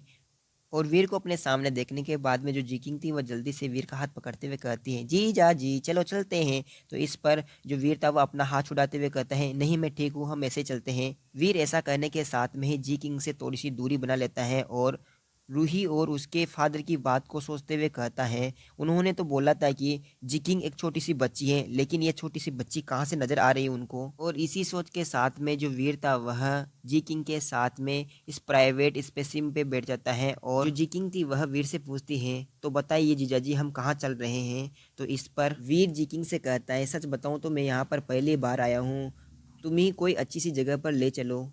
वीर की इस बात को सुनकर जो जी किंग थी वह वीर की तरफ हल्की सी मुस्कुराती हुई कहती है, चाचा ने मुझसे कहा था कि मैं आपके साथ अच्छा व्यवहार करूं, इसलिए मैं आपको किसी अच्छी सी जगह पर ले चलूंगी, चलो चलते हैं। वहीं जो वीर था वह जी किंग की इस हंसी को देखकर समझ जाता है कि जरूर ही जी किंग के मन में कुछ गड़बड़ चल रही है और खुराफाती प्लान चल रहा है, वह मेरे साथ कुछ ना कुछ करने वाली है। लेकिन जो वीर था वह यहाँ पर जी किंग के ऊपर ध्यान नहीं देता है, और स्पेसशिप यहाँ से टेक ऑफ कर जाता है। अब हम इसके थोड़ी देर बाद का सीन देखते हैं, जहाँ पर जो जी किंग थी वह वीर को जगाते हुए कहती है, जाग जाओ हम पहुँच गए। तो इस पर जो वीर था वह आभासी लेते हुए कहता है, क्या सच में हम पहुँच गए। वहीं इस स्पेसशिप को एयरफील्ड में लगाने के बाद में जी किंग और वीर दोनों ही इस स्पेसशिप से उतर जाते हैं, और स्पेसशिप से उतरने के बाद में जैसे ही वीर अपने सामने के सीन को देखता है तो कहता है, जी किंग क्या तुम मुझे बता सकती हो कि हम कहाँ पर हैं। तो इस पर जो जी किंग थी वह वीर की तरफ मुड़ती हुई कहती है, ओ ये जगह काफ़ी अच्छी है, आपको जरूर पसंद आएगी। इस तरीके से कहती हुई जी किंग वीर को अंदर ले जाने लगती है, और ये जो एपिसोड था यहीं पर आपको एंड होते हुए नज़र आता है। और अगर आपने यहाँ तक यह एपिसोड देख ही लिया है तो फटाफट से चैनल को सब्सक्राइब कर दीजिए और बेल आइकन ऑन कर लीजिए, ताकि आपको वीडियो का नोटिफिकेशन पूरा मिल सके। और अब ये एपिसोड यहीं पर ख़त्म होता है, ठीक है ना। मैं कुछ देर बड़बड़ कर लेता हूँ ताकि मेरा जो 8 मिनट का वीडियो प्रॉपर तैयार हो जाए, है ना।